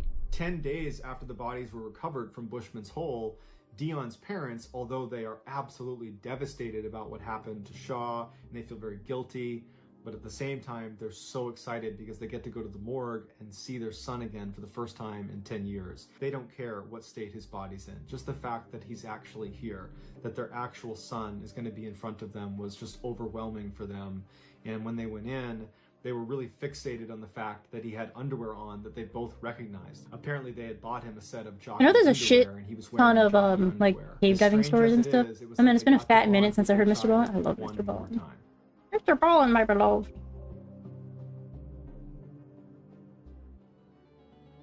As many of you may know, aside from telling stories on this YouTube channel, I also tell stories on my podcast, the Mr. Ballin Podcast, Strange, Dark, and Mysterious Stories. But that's not all. In addition to that podcast, under the Ballin Studios umbrella, there is a whole host of other podcasts that you can binge right now, and their content, all of them, fall into the Strange, Dark, and Mysterious category. For example, if you're into baffling and horrifying medical mysteries, well, you should go check out my other podcast called Mr. Ballin's Medical Mysteries. I learned about you want to hear from some other Radithor voices within our from Mr. studio, Ballin. like Luke LaManna. And Luke I LaManna think is it's a an military veteran. underutilized chemical He has a super iconic, really deep radio in voice. the and horror he has genre. two shows. One is called Wartime Stories, where he basically looks at strange, dark, and mysterious wartime stories. And his other show is called Redacted, where he looks at information that used to be classified, and he dives into it with his military expertise and experience, and he basically shows you the lies and secrets and half-truths that the most powerful institutions in the world have been keeping from us. We also have shows that are just plain creepy and unsettling, like Bedtime Stories, hosted by Richard Weil, where he dives into the supernatural and cryptids and mysterious deaths. I mean, basically his whole kind of niche is things that keep you up at night. And then two other shows that fall into that sort of unsettling, creepy vibe are Late Nights with Nexpo, hosted by the famous YouTuber Nexpo, where he dives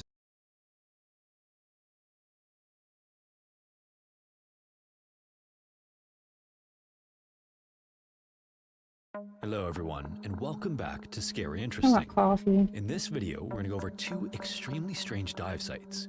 Next These up. locations are Okay. unlike any other covered on the channel before, and they each have several disturbing incidents adding to their already creepy Cool. reputation. As always, viewer discretion is advised.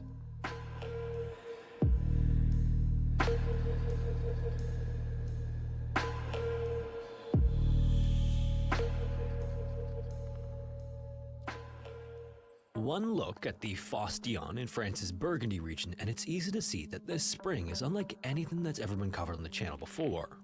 It's a karst spring, which is similar to other caves, but beyond that from the surface, it's completely unique. The Fosse Dion isn't some remote body of water miles and miles away from civilization. It's also not located in a natural preserve surrounded by forests and hiking trails. Instead, the Fosse Dion, which translates to Divine Pit, is right in the center of the French town of Tonnerre, and its surroundings are anything but natural. There's a narrow stream that runs right through the town before opening up into a perfectly circular spring surrounded by Renaissance-era homes and castles that look down into it. The surface walls of the spring are also man-made with stone laid during the 18th I would love to go century cave diving. form a perfect circle Just around for the cinnamon water. roll vanilla. From the edge of the stone wall above the pit, the water I is a want clear it. blue-green, except for one side, where the blue becomes much deeper. It would bring me clearly such great indicating the joy. entrance to its massive cave. What isn't immediately apparent from looks alone, however, are the mysteries the Fosse Dion keeps secret in its dark and winding underground chambers and passageways. Part of this aura can be attributed to legends that have been passed down from generations. The first time the Fosse Dion makes an appearance in any literature is in a text written in the year 659, which tells a story of a 7th century monk. The monk apparently heard of the Fosse Dion and what the locals said lurked beneath the waters. At the time, the sinkhole was used by people of the town for drinking, bathing, and cooking, and there were stories of creatures living beneath the surface. One of those rumors was of a cryptid known as a basilisk, which is a half lizard and half rooster. Upon learning of this creature, the thought a monk basilisk traveled to was the a town with snake. the purpose of ridding the community of the beast. During the Middle Ages, the Fosse Dion had another origin story as well. Supposedly, on a dark night, a young girl hurried through town on her way home and came to a swampy area. At this moment, she realized she was being followed as she heard footsteps behind her. When she ran, though, so did whoever was following her, and the same when she slowed down. Her fear eventually boiled over and she bolted as fast as she could, but her pursuer was faster and caught up to her to the point that she could feel his breath on the back of her neck. When she was sure she'd been caught, the girl whispered to the Virgin Mary and begged for help. Suddenly, the night almost became day with the vision of a robed woman bathed in light. Then, before whatever was chasing the girl fully caught up, Taking your the driver's Virgin test Mary in a laid month, her you can cloak actually down do on the stuff like ground, that? and the Fosse Dion Oh. appeared. The girl then ran into the arms of Mary, and the two descended into the safety of the spring. Later in the Middle Ages, the Fosse Dion took on a new reputation can't as a do portal it. to the underworld, and as such, more local lore began to develop. One story even tells of a young boy seeing the devil himself in the form of a black knight ride into the spring and disappear into the depths. Now, whether or not you believe these legends, there are plenty of more practical aspects to the Fosse Dion that make the spring Driving sucks, intriguing, don't do it. No, particularly I to can't drive like divers. legally. For one thing, no one is really sure the source of the waters. I've It is had known that it's hallucinations for partially like a fed by decade the rain now. that trickles down from the surrounding hills. In a 20th century And because study of using that, dye tracing determined that at the least some of the safety flow comes risks. from an underground section of the Lane River. Where the rest of the water comes from, though, is anyone's guess, despite the local government's efforts to uncover the mystery. In addition to the source of the water, Tonnerre officials have also been hiring divers for generations, all the way back to the 19th century, to explore what lies beneath the basin with limited success. Until 1908, regular dives were performed, but due to the equipment available at the time, no one ever ventured beyond the immediate basin. This all changed in the middle of the 20th century when the first exploration with tanks was performed in 1955, although the divers on that expedition also didn't make it terribly far from the entrance. In 1962, with significant advancements in diving equipment and capabilities, a small team of divers finally made it past the Fosse Dion's extremely narrow entryway. The group was still only able to descend to about 92 feet or 28 meters, but it marked significant progress to that point. 1 year later, the same group came together in Tonnerre, hoping to push further into the underground chambers, but something went horribly wrong during the dive, and 2 of them lost their lives. Around this same time, another dive was performed that was successful by the Le Guin brothers, who managed to explore all the way to 1,181 feet or 360 meters. This meant that the cave was suddenly 10 times bigger than previously thought, and the end still hadn't been reached. And it would take another 10 years for that mark to be exceeded by diver P. Jolivet, who traveled another 33 feet or 10 meters further. Then in 1974, 2 divers were hired to navigate as much of the underwater cave as possible beyond that length, but neither of them ever I returned. wonder how they measure the It's depth. unclear if their bodies have ever even been found. 2 decades later, another diver was hired in 1996 to explore the Fosse Dion, but he too lost his life in the attempt. From then on, diving at the spring was banned by the local government until 2019. That year, another diver named Pierre-Eric Desine was granted permission and reached the same point as Jolivet, only to be turned back. So to this day, no one has made it past that mark, and rumors persist that the Fosse Dion is bottomless. Now, while there are no details available on what exactly happened to the divers who died during their attempts to explore the cave, there is plenty of information available on what exactly makes Fostion so dangerous. At the top of the list is flow rate. On an average day, the spring's current flows at 82 gallons or 311 liters per second, but during heavy rains and floods, the current can reach upwards of 793 gallons or 3,000 liters per second. But even the average flow rate adds the danger inside the Fostion because there are several extremely tight restrictions that concentrate the current. This means that divers have to use a lot of strength and energy to swim. At its entryway as well, which can be seen from the surface, the opening to the underground labyrinth is about 8 feet or 2.5 meters wide, but that quickly narrows as the tunnel descends to around 128 feet or 39 meters, almost like a funnel squeezing down to a point. And this is where divers will encounter two extremely tight restrictions, the first of which is only 2.5 by 1.3 That was because you're mostly blind. I'm also mostly blind, yes, just but 1.3 feet for that, wide. I just have to, like on my license or something like that, say that I have to wear my glasses to drive legally. In order to get through this claustrophobic portion of the tunnel, they have to remove their air tanks and push them through ahead of them. They also have to do this without ripping their regular from their mouths, and in most cases, they're up against almost zero visibility conditions since such a tight restriction makes it impossible not to strip the silt along the cave's floor, walls, and ceiling. And even more incredibly, just beyond this restriction is a second that's even smaller. As if to underscore just how dangerous this area is, each of the divers who was recovered who lost their lives in the Fostion was found lifeless in this exact area. And for those who successfully pushed past these two early restrictions, they're soon reminded why it's been such a challenge to go any further than what's been reached. This is because the tunnel beneath the Fostion doesn't just descend from the entryway. Instead, its depth undulates. Once past the first two restrictions, divers ascend at nearly a vertical angle almost to surface level. Because of this, they have to perform decompression stops during that ascent before continuing on to avoid decompression sickness. Once they reach the top of this ascent, divers have to descend all the way to 98 feet or 30 meters again before ascending back to near surface level. This again requires decompression stops, but at this point, they're 591 feet or 180 meters from the entrance. It's only after this point that the cave continues in a descending fashion to the furthest point reached. And if you're wondering why this is such a big deal, it comes down to two things: time and gas. Because of the number of decompression stops that are required just to navigate well into the cave, divers who plan to go further than anyone Is that your new before model? have to Yes, do this is an my unusual number of air tanks with different gas 3D mixtures. model. And considering divers My have 3D to model. remove their air tanks Made and push by them through the Roblox. entryway restrictions just You to did a get great into the job. main portion of the cave, There's also it's hand just not a tracking, but I don't have feasible the tracker set As up a right now. result, Or I can put it up, I Fostion guess. remains today with closely guarded secrets that will likely never be brought to light. There we go. Located in the foothills of the Alps, Lake Constance in Germany lies right near the country's border with Austria and Switzerland, and at 39 miles or 63 kilometers long, it's one of Europe's largest sources of fresh water. In fact, behind Lake Geneva, it's the second I'll show largest them by water wigglers. volume Yeah. and third largest in terms of area. It was formed by the Rhine Glacier during the last glacial period 10,000 years ago and is split into two sections, an upper lake and then a lower lake, and then connecting the two sides is a short river. The earliest reference to the lake has been traced back to the Romans of 43 let me put this down so my AD, and hands don't keep archaeological flashing. finds in the area suggest Because my the hands are presence tracked of by a Mesolithic webcam, but my period face is tracked by an hunter-gatherers iPhone. between 8,000 and 5,500 BC. Pretty much Today, why. though, Lake Constance and the surrounding area are a popular destination with everything from swimming to boating and even diving. Depending on where you are on the lake, however, there's something beneath the surface. This is known ominously as Teufelsstich, which translates to Devil's Table. Sitting just off the banks of the town of Wallhausen, the Devil's Table is a geologic formation known as a rock needle. In the United States, these are common in places like the Grand Canyon, and they can often rise for hundreds of feet. They're created over millions of years as a result of wind-blown sand, and rock needles can take on a variety of shapes, although the one thing that usually remains consistent with them are their steep cliffs. Underwater, the Devil's Table in Lake Constance is no different, No, I don't except like for that the that fact tangent that it's there. completely submerged in water. This makes it a prime location for divers, but not just anyone can hop in the water to take a peek at this massive formation.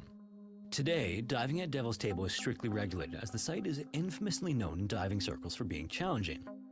There are several reasons for this, but let's start with what Devil's Table actually looks like. About 6 feet or 2 meters below the surface in this area of the lake is a wide plateau, which you might confuse for the bottom of the lake, if not for the sheer cliffs at the edge of this plateau that drop dramatically to as much as 295 feet. One or of the 90 coolest model meters. slash design had the pleasure to see. And while Well, I diving, have news unlike for cave you. diving, also doesn't occur with an Fundamental. overhead environment, so no matter how My deep the diver goes, 3.0 the surface of my is always 2D just model above them. is in Because this fact is the in case, there's no progress. certification required to participate in while diving, so it's an activity that attracts divers. Here it is. Here's the design. Here's the It sounds simple enough to do. Just follow sketch the and rock stuff. wall down to a target depth, the admire head. the formations along the way, and then you begin your ascent. But there's actually a lot of trouble a diver can get He's into finito. while diving, and especially in Lake Constance. The lake is known for having large that's one vertical thing. underwater waves, which act like The a head random is strong finito, current. where I have imagine two you're swimming hairstyles. along I and got out of nowhere, my you're regular, suddenly like, and violently straight across pulled bangs, upward and then I or got downward by this this. current. And then This I'll would also be able to obviously be terrifying. toggle, like, have a And in shorter addition hair to that, toggle and then which my is already longer hair terrifying toggle, because this enough, has divers who frequent the lakes say longer there are hair, three you things can see. have to be Just a comfortable with bit. in order to successfully dive the lake, which are depth, darkness, and cold. And because there is plenty of all I'm three at excited. Devil's Table, it can be easy to get disoriented once you're deeper than the sunlight the surface can reach. To avoid this, it's recommended that divers set a compass in the direction of the cliff face upon reaching it, so that if they lose sight of the wall at any point during the dive, they can just swim according to the compass and eventually find their way back. It might take a As bit you might though, because imagine, those who aren't I'm seasoned divers prioritizing can commission easily work panic by over losing sight of the cliff face. stuff that I want, you know? In 1 second, you might be next to this large wall, which is acting as your guide, but then in the next second, you're in a dark nothingness with nothing to guide you. So because of all of these factors, to dive Devil's Table today, divers have to get a permit. And in order to be issued one, divers have to prove that they performed at least 40 dives within the previous 12 months, and at least 10 of those dives must have taken place at Lake Constance to a Book depth bangs of for at least casual 66 feet or 20 Yeah, I don't know. meters. I like my straight across This bangs, I restriction has been in do, place since but 1979, and for good reason. Devil's Table was the site of several dives with tragic I don't endings, know. beginning in 1977. I like this. On May it's- 7th that year, divers Wolfgang and Eberhard, both 27 years I don't old, know. left their hometown early in the morning, heading for Walhausen. The two were experienced divers and both were members of a diving club, so diving Devil's Table was to be a leisurely activity for both of them. The two men each had double compressed tanks that held around 4,000 liters of air, which was good enough for about 40 minutes of diving. Once they arrived at the lake, they had a friend waiting on shore and told him that they'd be back at the surface in around half an hour. With that, the two descended has like and a began binky. exploring Devil's Table. However, about 90 minutes later, so 1 full hour after they were expected back, the friend on shore realized something wasn't quite right. He then suited up and entered the water to look for the two divers, but found nothing. The lake water police were then notified about the incident several hours later, and soon after, the local media became aware and arrived at the scene to find water police managing a recovery operation. Tragically, when speaking with the operations leader, reporters were told that it was already far too late to save the two men. Just after 6 p.m., the first two rescue divers entered the water and searched to a depth of around 230 feet or 70 meters, which is considerable and requires a handful of decompression stops on the ascent to perform safely. After 45 minutes, a second team entered the water as the first team was ascending. The second team also searched for about 45 minutes before beginning their ascent. A third team then entered the water, which is made up of several divers from this first attempt. If this third try didn't turn up the bodies of the two lost divers, the plan was to start using underwater cameras to search for them, as the depths made for physically exhausting dives for rescuers. The third group consisted of 6 men, none of which were able to locate Wolfgang or Eberhard, so around 8:30 p.m. they began ascending. At the surface, Imagine it was your around name this being time when the Wolfgang. support team What a noticed sick that the fucking name. rising bubbles from below had dissipated, and this raised the alarm that the third team might be in some sort of trouble. All the support divers then leapt into the water and started to descend, hoping to find the other members of the rescue team. When they did, though, they found 4 of them were working frantically to get 2 others who had lost consciousness to the surface before it was too late. Unfortunately, it was an effort that would be in vain, as the 2 rescue divers were dead long before they reached the surface. During an autopsy on the 2 rescue divers, it was determined that they were actually suffering from decompression sickness. It seemed that they hadn't fully recovered from their first dive when they joined the third team that day, and the bodies of Wolfgang and Eberhard have never been recovered. Immediately after the tragedy in 1977, diving at Devil's Table was banned completely, and it remained that way until the ban was lifted Your in name ain't 1978 Wolfgang, but I at the still urging fuck with of the it. German Sport Diving Association. It wouldn't be long after this that tragedy would occur again. I'm gonna play at the now notorious Scrutinize. diving site. Around 3 p.m. on July Queso 8th, has been 1979, auto-playing on my YouTube quite a bit 35-year-old lately Ernst for some and reason. 28-year-old Fritz entered the water near Devil's Table as their wives watched And them on the surface. it's been his scrutinized Ernst was an experienced videos, diver and with I over am 10 too years lazy to of turn diving it off, so under I'm watching a his shit belt, ton of and while Fritz had Queso. considerably less experience, he had Um, been diving near Devil's Table before without issue. I wanna play Both of the men Scrutinized. entered the water with about 45 minutes worth of air, but by 4 p.m., neither of them had surfaced. Their wives then contacted the Lake Constance water police, who began a search of the shoreline, which turned up nothing. Then later that evening, an underwater search got underway. However, well after darkness had fallen over the Alps, the dive was called off and the plan was to resume the next day. But before that could happen, the district administrator reinstituted the diving ban at Devil's Table that night, likely with the 1977 tragedy in the back of his mind. So unfortunately, no search was conducted the next day and a specialized team of underwater experts had to be brought in to resume the effort with underwater cameras. More than a week later, the bodies of Ernst and Fritz were located more than 150 feet away from the Devil's Table rock wall at a depth of around 295 feet. When they were brought to the surface, it was discovered that their air tanks were completely empty, meaning the pair had drowned during the dive. How this could have happened became apparent on further inspection of what the men were wearing that day. Despite Ernst being a much more experienced diver who would have known better, both men were wearing belts filled with upwards of 18 pounds or 8 kilograms of lead to aid in their descent. Stupid Drama Club. This is way more weight than necessary, and the Wouldn't it be problem was compounded by rub? how they were wearing the belts. This sounds kind of Normally, weight gross. belts are worn outside the Thank you straps for of any other following a gear diver kiwi might tea, wear, and are Cherry. normally fastened Ooh, around tea the sounds waist with yummy. I might make buckle tea. release buckles. By doing this, if a diver suddenly finds themselves dropping too quickly or too far, they can undo the buckle and allow the weight belt to fall right off. However, Ernst and Fritz wore their weight belts underneath the rest of their equipment, and neither were fastened with quick-release buckles. This could mean the men suffered a horrifying ending. I don't know about that one. Divers wear are Thank you. positively buoyant. This makes it easy to float. However, the equipment they wear adds some weight already. Then as they descend with the pressure at depth, this reduces the buoyancy of the dive Alright, suit. time for color. This means that if they went too deep without realizing it, they could have made themselves negatively buoyant, causing them to begin Wherever to Brady sink is, if I they think he's weren't under the actively bed. swimming upward. Without the ability to release their weight, this could have easily led to a rapid, uncontrolled descent to the I bottom. think you should be Gromit, And if they were actually. conscious for this, they would have known the entire Thanks, time where Nam. they were going without any weight to That's prevent it Scoutmaster for those unaware. with the diving ban at Devil's Scoutmaster, Table, the area you went more than a killed decade without him! any incident, but as time went Scoutmaster's on, a restrictions began to relax and the murderer! current permit system was instituted. On May 10th, 1991, 8 divers secured the I'm gonna necessary steal permits, the having colors. satisfied all the criteria and made their way to Walhausen. The descent occurred without any issue, but after the divers surfaced, they realized one of them was missing. A search for the diver got underway immediately, but it only took 15 minutes for him to be found floating lifeless on the surface of the lake. According to his dive computer, he had gone much deeper than he planned for and likely lost consciousness on the ascent. A little more than 2 years later, a similar incident occurred when Speaking two of divers, Scoutmastering, one we of which was gotta diving peek soon. instructor for the I previous peeked 2 years, entered the waters around 2 Devil's days ago. Table. According to the police, the less experienced diver suffered some sort of Okay. issue and lost consciousness. Okay. The dive instructor then apparently rushed over to assist, but neither of the divers There ever we go. surfaced. Their bodies Peeking? were eventually located and recovered. In addition to the number of fatalities at the lake, Devil's Table has Yeah, also me been and the site of some Scoutmaster very gotta close keep calls. together. On April 1st, 1997, several permitted divers at Devil's Table were enjoying a routine dive when something extremely strange happened. One of the divers, who was only identified as Matsy, felt a strong, brief pull downward. When the divers looked below them, they saw a dark shadow that appeared to be 13 feet or 4 meters long. As it continued to ascend, it became clear that it was a massive and curious catfish. Suddenly, the fish grabbed a hold of Matsy's foot and started dragging him toward the bottom. Matsy then grabbed a hold of the Imagine hand dying of from one a of the other catfish. divers How and pulled embarrassing. as hard as he could to try to free his leg from the catfish's mouth, but to no avail. So thinking fast, he pulled out a knife from his dive belt and stabbed the catfish in the head. This obviously caused the catfish's mouth to open, releasing Matsy's foot from its grasp.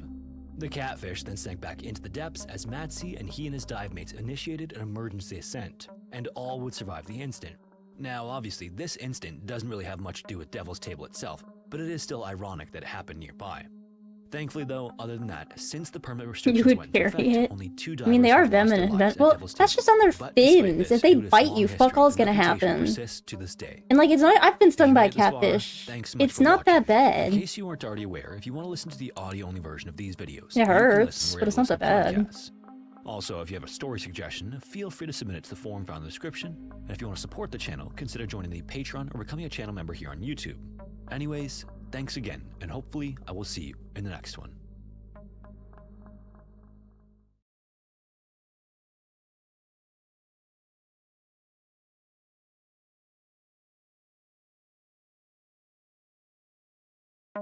On April 15th, 2017, 2 men entered the dark but crystal clear waters of Sapiketa Cave. I Horrifying, wanna do a several fishing hours later, stream. only one of them would return. This is their story. Spoken about it so much. One day, one day.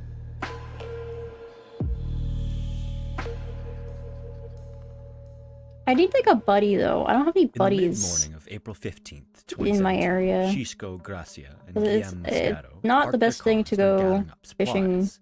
alone Shishko, in like remote many of us, areas spent every week with looking forward my, to Saturdays, and rarely did a weekend go by without him indulging in his I guess, passion. appearance As a and respected stature. 54-year-old geology Being teacher, alone Shishko had devoted in a most remote of his life area, to collecting and studying rocks. not but fantastic. importantly, it was how he did those things that gave him purpose.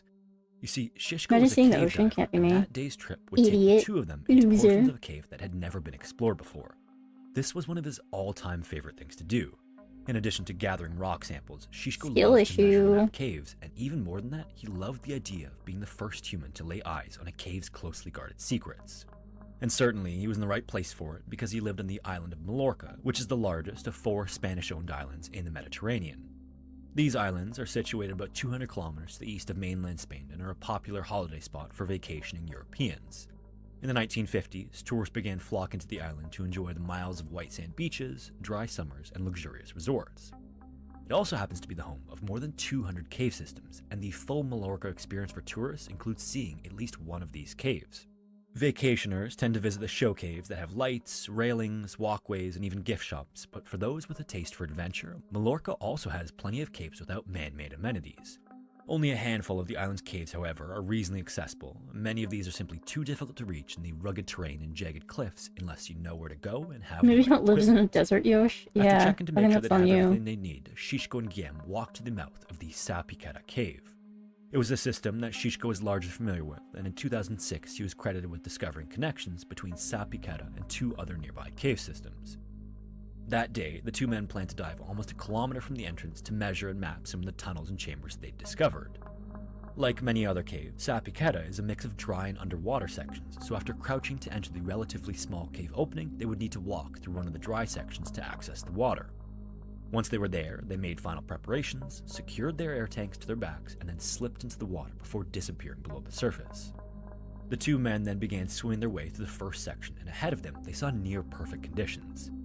As it got darker the further they went from the entrance, their flashlights illuminated nothing but crystal-clear water ahead. So far, it seemed like that day's dive would be similar to hundreds of others the pair had completed. It would take about an hour to reach their target section, 900 meters from the cave entrance. They'd spend another hour exploring, then another hour getting back to where they entered the water. Both open water and cave divers have to pay close attention to how much air they expect the dive to take so they can bring enough air. The pair was well aware of this and brought enough tanks for the full trip, plus an extra hour for emergency. One of cave diving's biggest threats is how quickly visibility can change. Visibility can go from perfectly clear to 0 in an instant. This occurs when waters become what divers call silted out if they're not careful and disturb the fine sediment lining the walls, floors, and ceilings. Open water divers can flutter kick and move around as much as they want, but cave I'm not supposed to be here. I want out. techniques to propel themselves. These techniques minimize how much they disturb the water try harder, and sediment maybe? as a result. I don't know. It's normal What do to you stir up some pour? silt during dives, but coming into direct contact with the surrounding rocks That's a joke. can That's a create joke. That's a very joke. dangerous situation. If you've ever been driving in fog at night and turned on your car's high beams, then you have an idea of what being silted out is like. Light seems to only illuminate the fog and magnifies its thickness, removing the ability to see more than a few feet in front of you. This is scary enough on the road, but similar conditions underwater in a confined space with limited air supply, things can quickly get out of control. And while they won't clear visibility directly, guide ropes become critical in that scenario. Caves popular with divers often have permanent guidelines fixed from the entrance through the various corridors and chambers. If a cave doesn't already have one, divers will set their own on the way in. Often, it's just a thin nylon rope with plastic markers to indicate certain conditions ahead or point in the right direction at a fork in a tunnel. And most importantly, the guideline is always attached to the cave's entrance, and line markers indicate which direction that is. In silted out conditions, when divers can easily become disoriented without visual cues to help determine up from down, the guideline is a literal lifeline. By maintaining a hold on it during a silt out, divers can work their way back to safety no matter what visibility is like. After about an hour of swimming, the 2 men reached their intended destination and began exploring. Shishko began to collect rock samples while Guillaume measured the dimensions of a nearby chamber. The 2 spent their allotted hour exploring before Shishko looked at his dive computer and saw that he'd gone through about a third of his air. Knowing Guillaume's air consumption was likely similar, Shishko estimated that they had enough air for 2 more hours, maybe 2.5 tops. To keep from needing to use their emergency air tanks, they'd need to wrap things up and head back. He eventually met Guillaume at a nearby fork in the tunnel and pointed to his air pressure dial, indicating it was time to go. Guillaume gave him the thumbs up, and then they began making their way toward I don't even the like exit. coffee, but I'll The go swing out there, back find your started house, and being drinking wide cinnamon area of swirl in the front of tunnel, you. but as they No, proceeded, well, you the might walls like it, honestly. It's narrowed. pretty sweet. As the rocks surrounding them I'm not a got huge sweets closer and guy, closer, but that it cinnamon became swirl is so apparent that the yummy. conditions they enjoyed on the way down had changed.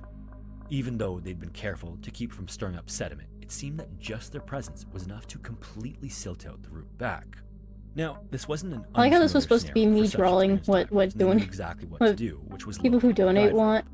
Grabbing onto it, the pair Well, began then no one moving requested hand in hand anything, so through I the just silt. kinda As the tunnel got threw tighter, it in. Shishko's tanks would drag and catch in the rock walls, and this made the silt surrounding them more dense, and their visibility was now essentially zero. But again, as long as they kept on the guide rope, they'd be just fine. Continuing to progress through the tunnel toward the surface, all of a sudden, Shishko was holding the frayed end of the guide rope in his hand. To their horror, somehow it had broken or was cut. One of the most dangerous things a diver can encounter underwater is another panicked diver. One hysterical diver puts everyone around them at risk. Not only do panic movements make silt outs worse, but they can also cause regulators to be knocked out of mouths, masks to be ripped off, and air to be consumed too quickly.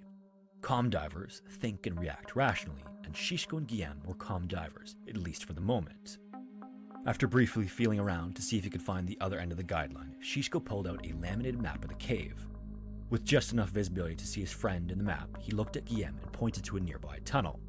He was certain that it led to one of Sapikata's dry chambers, which would contain a breathable air pocket.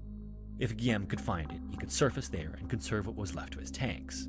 Meanwhile, Shishko could stay behind to continue searching for the guideline leading out. So, Guillaume turned toward the tunnel and almost immediately disappeared into the silt. Thankfully, after only a short swim, he located the chamber and surfaced, and sure enough, the chamber housed a large air pocket. Back in the silt though, Shishko felt around blindly for the section of guide rope attached to the cave entrance, and in his effort to find it, he completely lost track of time.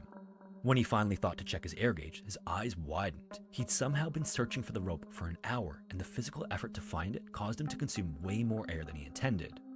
His supply of emergency air wouldn't even last another hour, and the pair of divers were still almost a kilometer from the exit. Even if he found the rope right then, he wouldn't have enough air to I feel like that reach gives the him too much surface. life. Shishko knew they were in much more serious trouble now as he started toward the air pocket. When he surfaced with the news, Guillaume's heart sank. They were now Damn, stuck this with little chance Gambino of makes being me want to found play in an out. unmapped chamber You mean of a little Bambino? underwater maze. Their only chance Oh, of making Gambino it is quite was by funny because of figuring out a way the out on their own casino as they in got out of the water and the pulled up dock the map. region. Thankfully, Shishko knew of another way out of the cave, and since I'm it gonna was boot it far up and from stuff the as we main, draw. it was almost certain that conditions on this route would still be Aren't clear. we playing On top later? of that, it would Or was also that have an yesterday we were intact supposed to? guide I don't rope. remember. This would We have might be been the playing perfect later. solution, if not for the fact that their air Because they're doing like the the tickets thing right now. Air pocket, there just wasn't enough for both of them to make it out now that Shishko's emergency supply was depleted. Shishko thought about it for another moment and realized that that meant that only one of them would be able to leave the cave. Shishko then explained his plan. Guillaume would take all of the remaining air, swim the longer route to the surface, and then get help. He figured that with his stocky build compared to Guillaume's thin physique, Guillaume would move faster and consume less air than he would. He had also spent way more time in dry caves than Guillaume, so he was more accustomed to breathing the type of air found this deep inside caves. Then, once alerting rescue, Guillaume would be able to direct divers back to the unmapped chamber, and Shishko would be out in no time. It seemed simple enough, but the outcome was far from certain. Cave diving is normally done in groups of at least 2 people. Solo cave diving isn't unheard of, but the risk is just that much higher. Solo divers also have to bring There's, more like, supplies shit than around, diving might call doesn't he? for, and tend to dive further from the limits of their He's equipment. like, yeah, really big guy, With guys. Shishko being the more experienced of the two, and the new way out being more complex than the original way in, Guillaume making it to the surface to get help wasn't guaranteed. If Guillaume died on the way back, Shishko would almost certainly be dead soon after. If they stayed together in the chamber and waited to be found, they stood even less of a chance of both of them making it out alive, so they had little choice. Shishko would stay, Guillaume would go. So, Guillaume readied himself for the swim to the surface, and soon, Shishko watched him disappear into the water. I'm down as long as it's not They like didn't make super a big late at deal out of night. I separating don't before he know. left, but Shishko couldn't help but wonder if he'd see his Wah! friend again. What do as you the think, last of the bubbles Ghoulish? from Guillaume's tanks broke Bo's the always surface fucking of down the to play, so I'm chamber's not too worried about Bo. Now alone, he couldn't dwell on it. He needed to I don't turn even his know if attention Bo's to in chat right survival. now, but Cave Ghoulish, divers travel when light, do you so he want had to few stay? usable supplies with him. He had no food, and there was no food source inside the chamber. He always carried 3 flashlights on dives, but 2 of them were dead, and a third was almost dead, so it was just Be a matter down, of yeah? time before he'd be in complete darkness. Thankfully, the chamber wasn't completely inhospitable though.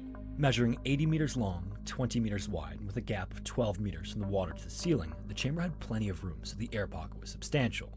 There was a flat section of rock where he could lie down, and he even found a supply of fresh water. The majority of the cave system's underwater tunnels were full of salt water, but an unknown source was emptying fresh water into the lake that would remain on the surface. By skimming the top layer of the lake with cupped hands, Shishko could drink all of the water he needed. The air inside of the chamber, however, easily cancelled out the extra time hydration provided. Above ground, the air we breathe contains less than 0.5% of carbon dioxide. Inside caves, though, carbon dioxide is the most influential of any gas. In fact, caves exist largely because of carbon dioxide. This gas plays a significant role in cave formation and is responsible for creating open spaces and mineral formations. It's the whole reason Shishko even had a cave to explore and an air pocket to sustain him. But while it's great for caves, carbon dioxide can be deadly to humans.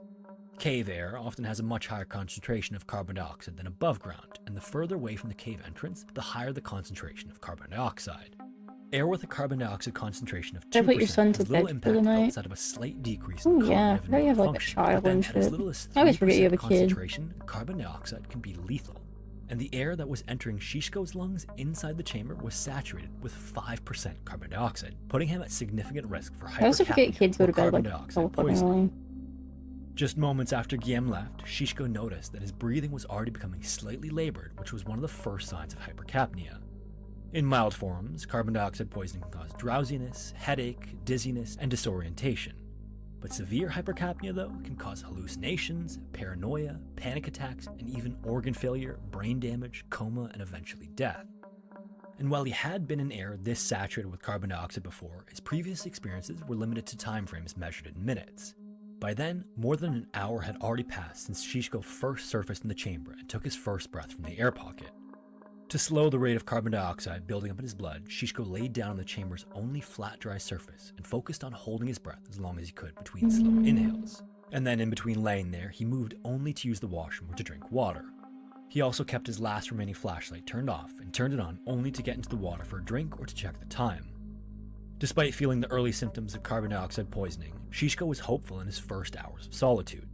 With nothing to distract himself, all he could do was lay there with his thoughts and wait, which warped his sense of time, causing seconds to seem like hours.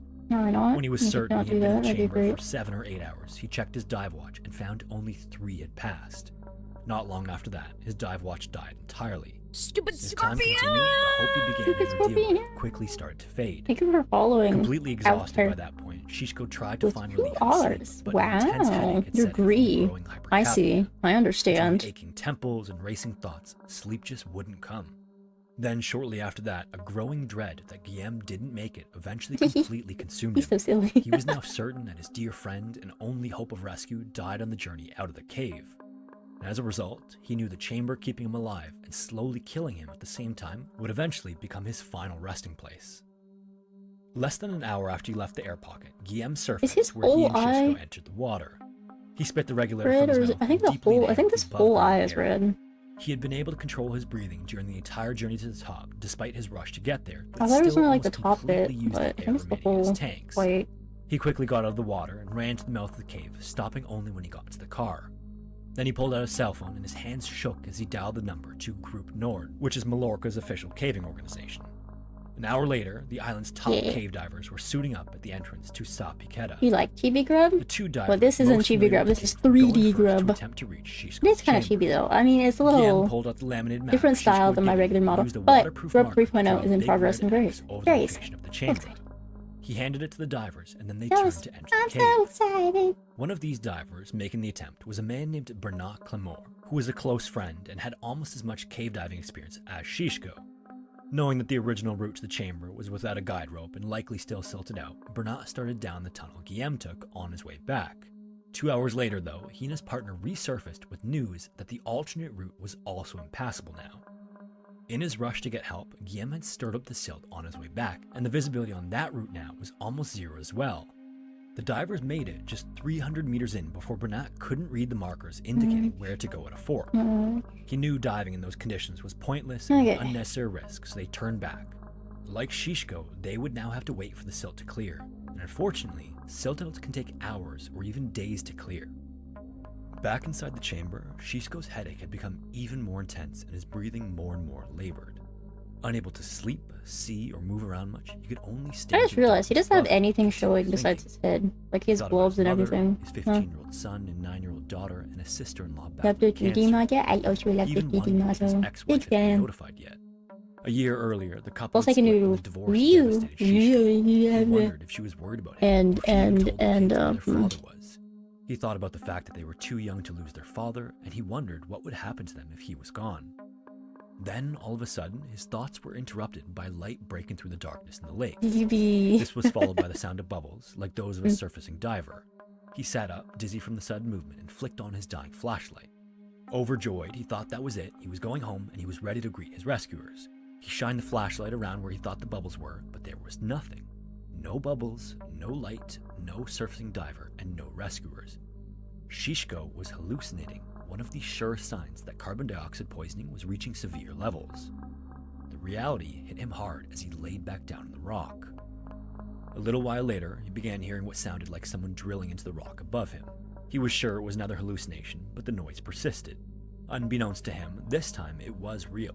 As attempts to reach him were on hold because of poor visibility, the rescue team was able to access a dry area above where they thought Shishko was. Desperate to do anything but sit around and wait, rescuers had the idea of drilling a hole Technically, I have into the 2 chamber 3D to models at to be least fair. pass food and I have my water little through. bean model. For a time, this seemed like a sign that Guillaume made it out alive and that Al was on the way, but the this noise one. suddenly stopped and never restarted. Rescuers couldn't get Broken through the it's rock, so and his funky, but that's hopelessness fair sank enough. to its lowest levels. Above ground, Sapika's entrance was active. I don't Divers think continued so. planning, police I set up don't think tents and so. barricades to keep a growing crowd and reporters at a distance, and medics waited to attend to Beyond. Shishko as soon Wait, as he hold on. made it out. It was now 9:30 p.m. on Sunday night, Yeah, and yeah. Shishko had been trapped for more than 30 hours. The rescue effort was taken over and directed by the Civil Guard, which is the oldest of Spain's 2 national police forces. After listening to the divers, the officer in charge made the call to wait until the next morning to attempt the rescue. Several of the divers disagreed with the decision, with one pointing out that it would be too late by then. Unfortunately, they were at the mercy of slow settling silt. Unsuccessful attempts to maneuver in it would only prolong the visibility issues, keeping them from reaching the chamber. Below their feet, hallucinations, intrusive thoughts, and the inability to sleep tormented Shishko even more. He started to wonder how much longer he could last. He didn't know what was happening above him, if anything at all, and he was unsure of how much time had passed since he heard the drilling, but it felt like forever. And lacking any other sign of potential rescue, he questioned whether the drilling noise he heard was real after all. If it was a hallucination, he could be sure that Guillaume was dead and that he would be next, and he wondered how long it would take. Carbon dioxide had dulled much of his ability to think clearly, but he suddenly remembered one of the tools he had stashed in his dive gear on the other side of the chamber. He turned on his flickering flashlight and eased himself into the water. Then he swam over to his gear and padded around. When he felt what he was looking for, he pulled it out from the gear and paddled back to his rock and laid down. On his chest, he held the folded pocket knife he just retrieved. In a very real sense, it was the only control he had at that moment. He was in no rush to use it, but if the time came, he wanted it nearby. Late Monday morning, divers finally got the okay to resume rescue attempts. Another set of divers hurried into the cave and entered the water. With every advancing meter, they became more and more hopeful. It wasn't completely clear, but the silt on the alternate route settled enough to see the markers on the guide rope. Then, to remove any potential of getting lost or delayed on the way down My or the way tummy back, kinda one hurts. of the divers Sorry, I'm went going down quiet. the guide line and cut I'm off going every nonverbal. offshoot at every fork that didn't lead to Shishko. After 2 hours, they resurfaced and reported that they almost made it to the chamber and that visibility was good enough for the next divers to reach him. Bernat leapt to his feet when he heard this and grabbed his tanks. Within minutes, he was underwater, following the guide rope straight to the chamber. About an hour later, he thought to himself that he must be close. Inside the chamber, Shishko was reeling from another sleepless night and ever-worsening hypercapnia, and once again, he heard bubbles breaking the water surface. His last remaining flashlight was dead now, so there was no use in reacting to the noise. He was sure it was just another hallucination anyway. Just like before, he saw a light flickering across the ceiling of the chamber. As Bernat surfaced, he was almost certain that he was about to find his friend dead, but he pulled himself out of the water and started calling out anyway. Shishko's hallucinations hadn't called his name before, nor did any of them sound like Bernat. Still, he sat up expecting another disappointment, but when he saw Bernat walking towards him, hallucination or not, he jumped to his feet and hugged him as hard as he could. This was as much out of excitement as it was to be sure that Bernat wasn't another hallucination. Finally, satisfied that he was real, Shishko's first question was about Guillaume. Bernat smiled and told him that Guillaume was alive and waiting for him on the surface. Unfortunately, though, Bernat couldn't bring him back right away. Instead, he handed Shishko some glucose gel packets to restore some of his energy, and the two continued talking so Bernat could gauge the condition. Once he knew Shishko was mentally fit to take the long trip back, he asked if he could wait a little bit longer. Bernat would then return to the surface and let the team know Shishko was alive. The next divers would be right behind with air tanks and they'd guide him out. 4 hours after Bernat's visit, the next divers arrived and they brought air tanks filled with nitrox, which is a mixture of nitrogen and twice the oxygen of above ground air. Shishko then put the regulator in his mouth and took the first deep breath he'd been able to take in days. Finally, the brain fog cleared and the brutal headache started to ease. Then, eager to escape and physically ready for it, Shishko told his friends he was ready to go. At 11:10 p.m. on Monday night, after 60 hours trapped in the chamber, Shishko walked out of How the hell did that Sapieha not under kill his him? own power. The crowd that gathered erupted in cheers, and as promised, Guillaume was right there waiting for him. The two embraced for a moment, but they didn't have time to talk. Despite appearing to be okay, Shishko needed immediate medical attention and was taken away in an ambulance. On top of dangerous levels of carbon dioxide still in his blood, his internal temperature had dropped to 32 Celsius or 90 Fahrenheit, and he was at risk of hypothermia.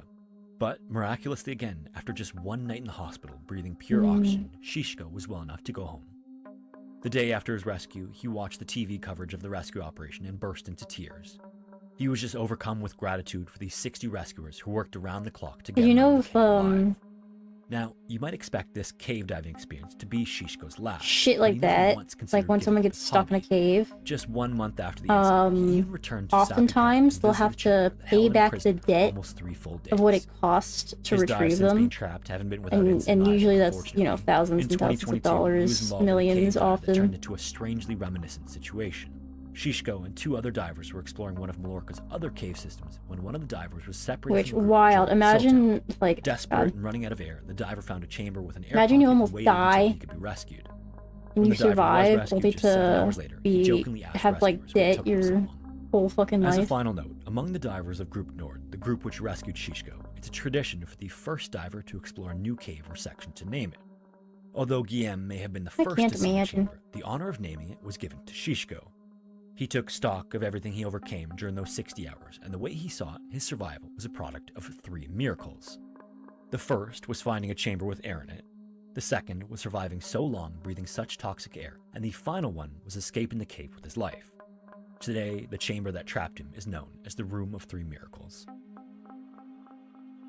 Hello everyone, my name is Sean and welcome to Scary Interesting. If you have a story suggestion, feel free to submit it to the email found in the description or to the Scary Interesting subreddit. We now also have a Scary Interesting Discord, which I will link in the description if you use Discord and want to check it out. Thank you all so much for watching, and hopefully I will see you in the next one. Hello everyone, and welcome back to Scary Interesting. In this video, we're going to go over 3 cave stories that have all of the elements that make cave exploring terrifying. There are tight squeezes and horrific injuries, but they're going to be different than you expect. You'll see what I mean, and as always, viewer discretion is advised.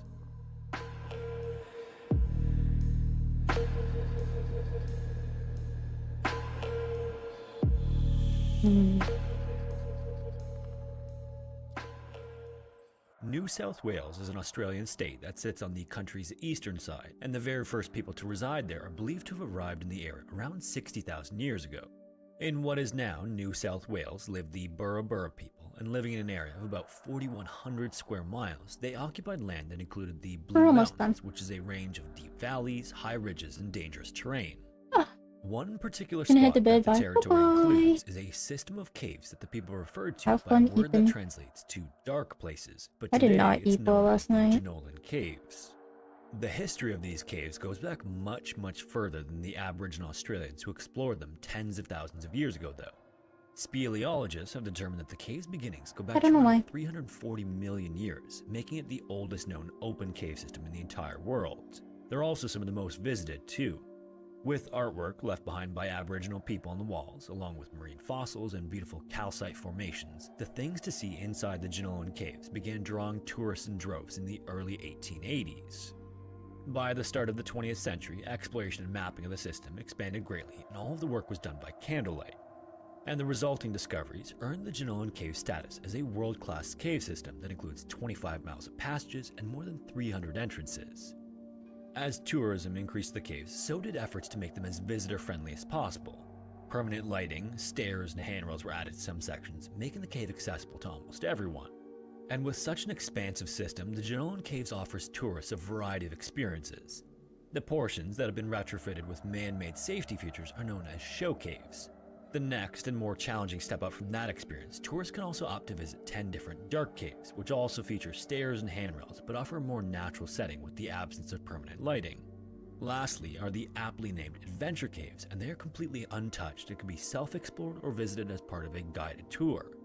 Surprisingly, it's actually the adventure caves that have produced the fewest emergencies, despite being the far riskier option. In fact, most medical technicians and cave rescuers in the area have never even been called to an emergency inside the adventure caves. But that all changed in early of 2024.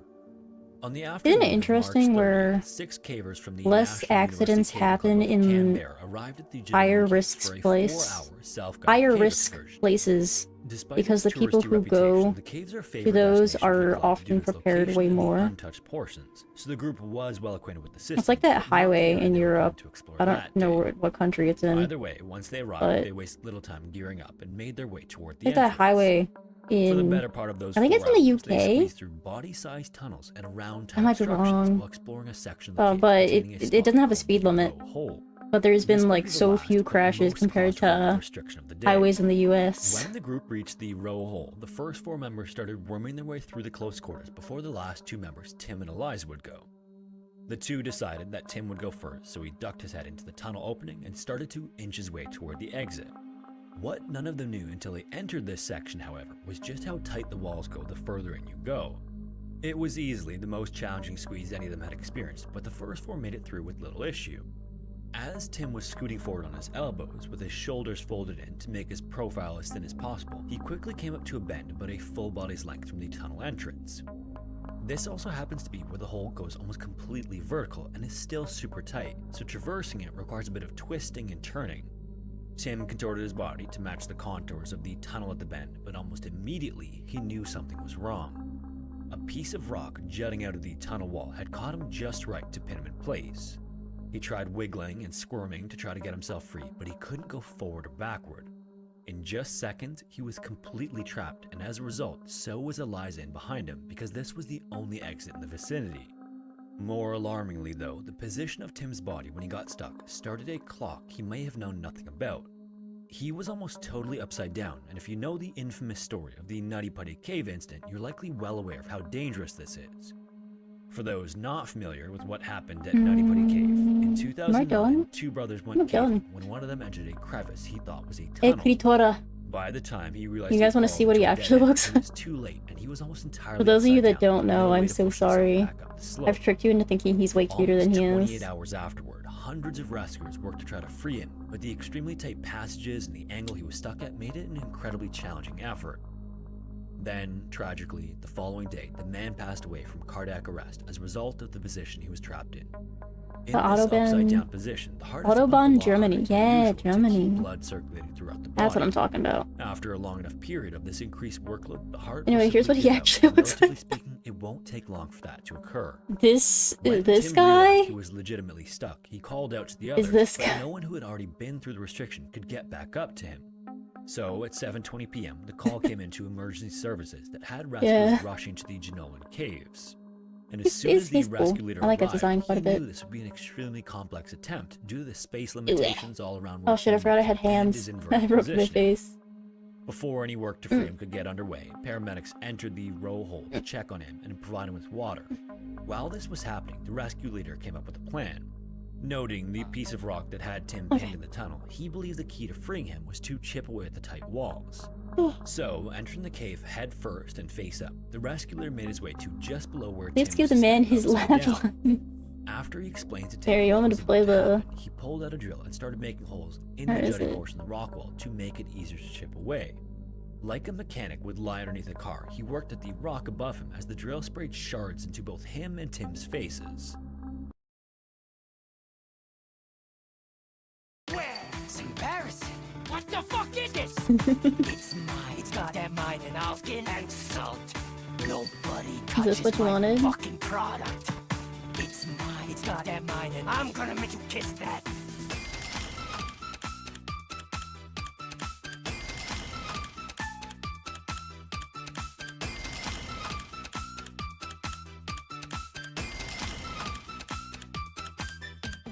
Baby's lonely. I just need a hug. Alright, I am gonna get off, but I think I'm gonna come back in a bit to do trials with Ghoulish. Ghoulish and maybe Ulf, and perhaps You take candy from a baby. Bo. You know who Maybe our father Bo. is? Fuck this. Baby wants a cuddle. I'm not crying.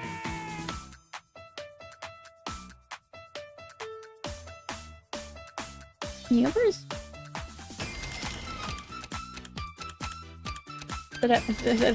Maybe I said confirmed, you dingus? Huh? Well, I don't know if I wanna play with you. Loser. How do you Hello, Bob! We're actually ending stream, but we'll be back in a bit. I gotta go eat something proper. Oh, hey Fizzle. I gotta go eat something proper real quick.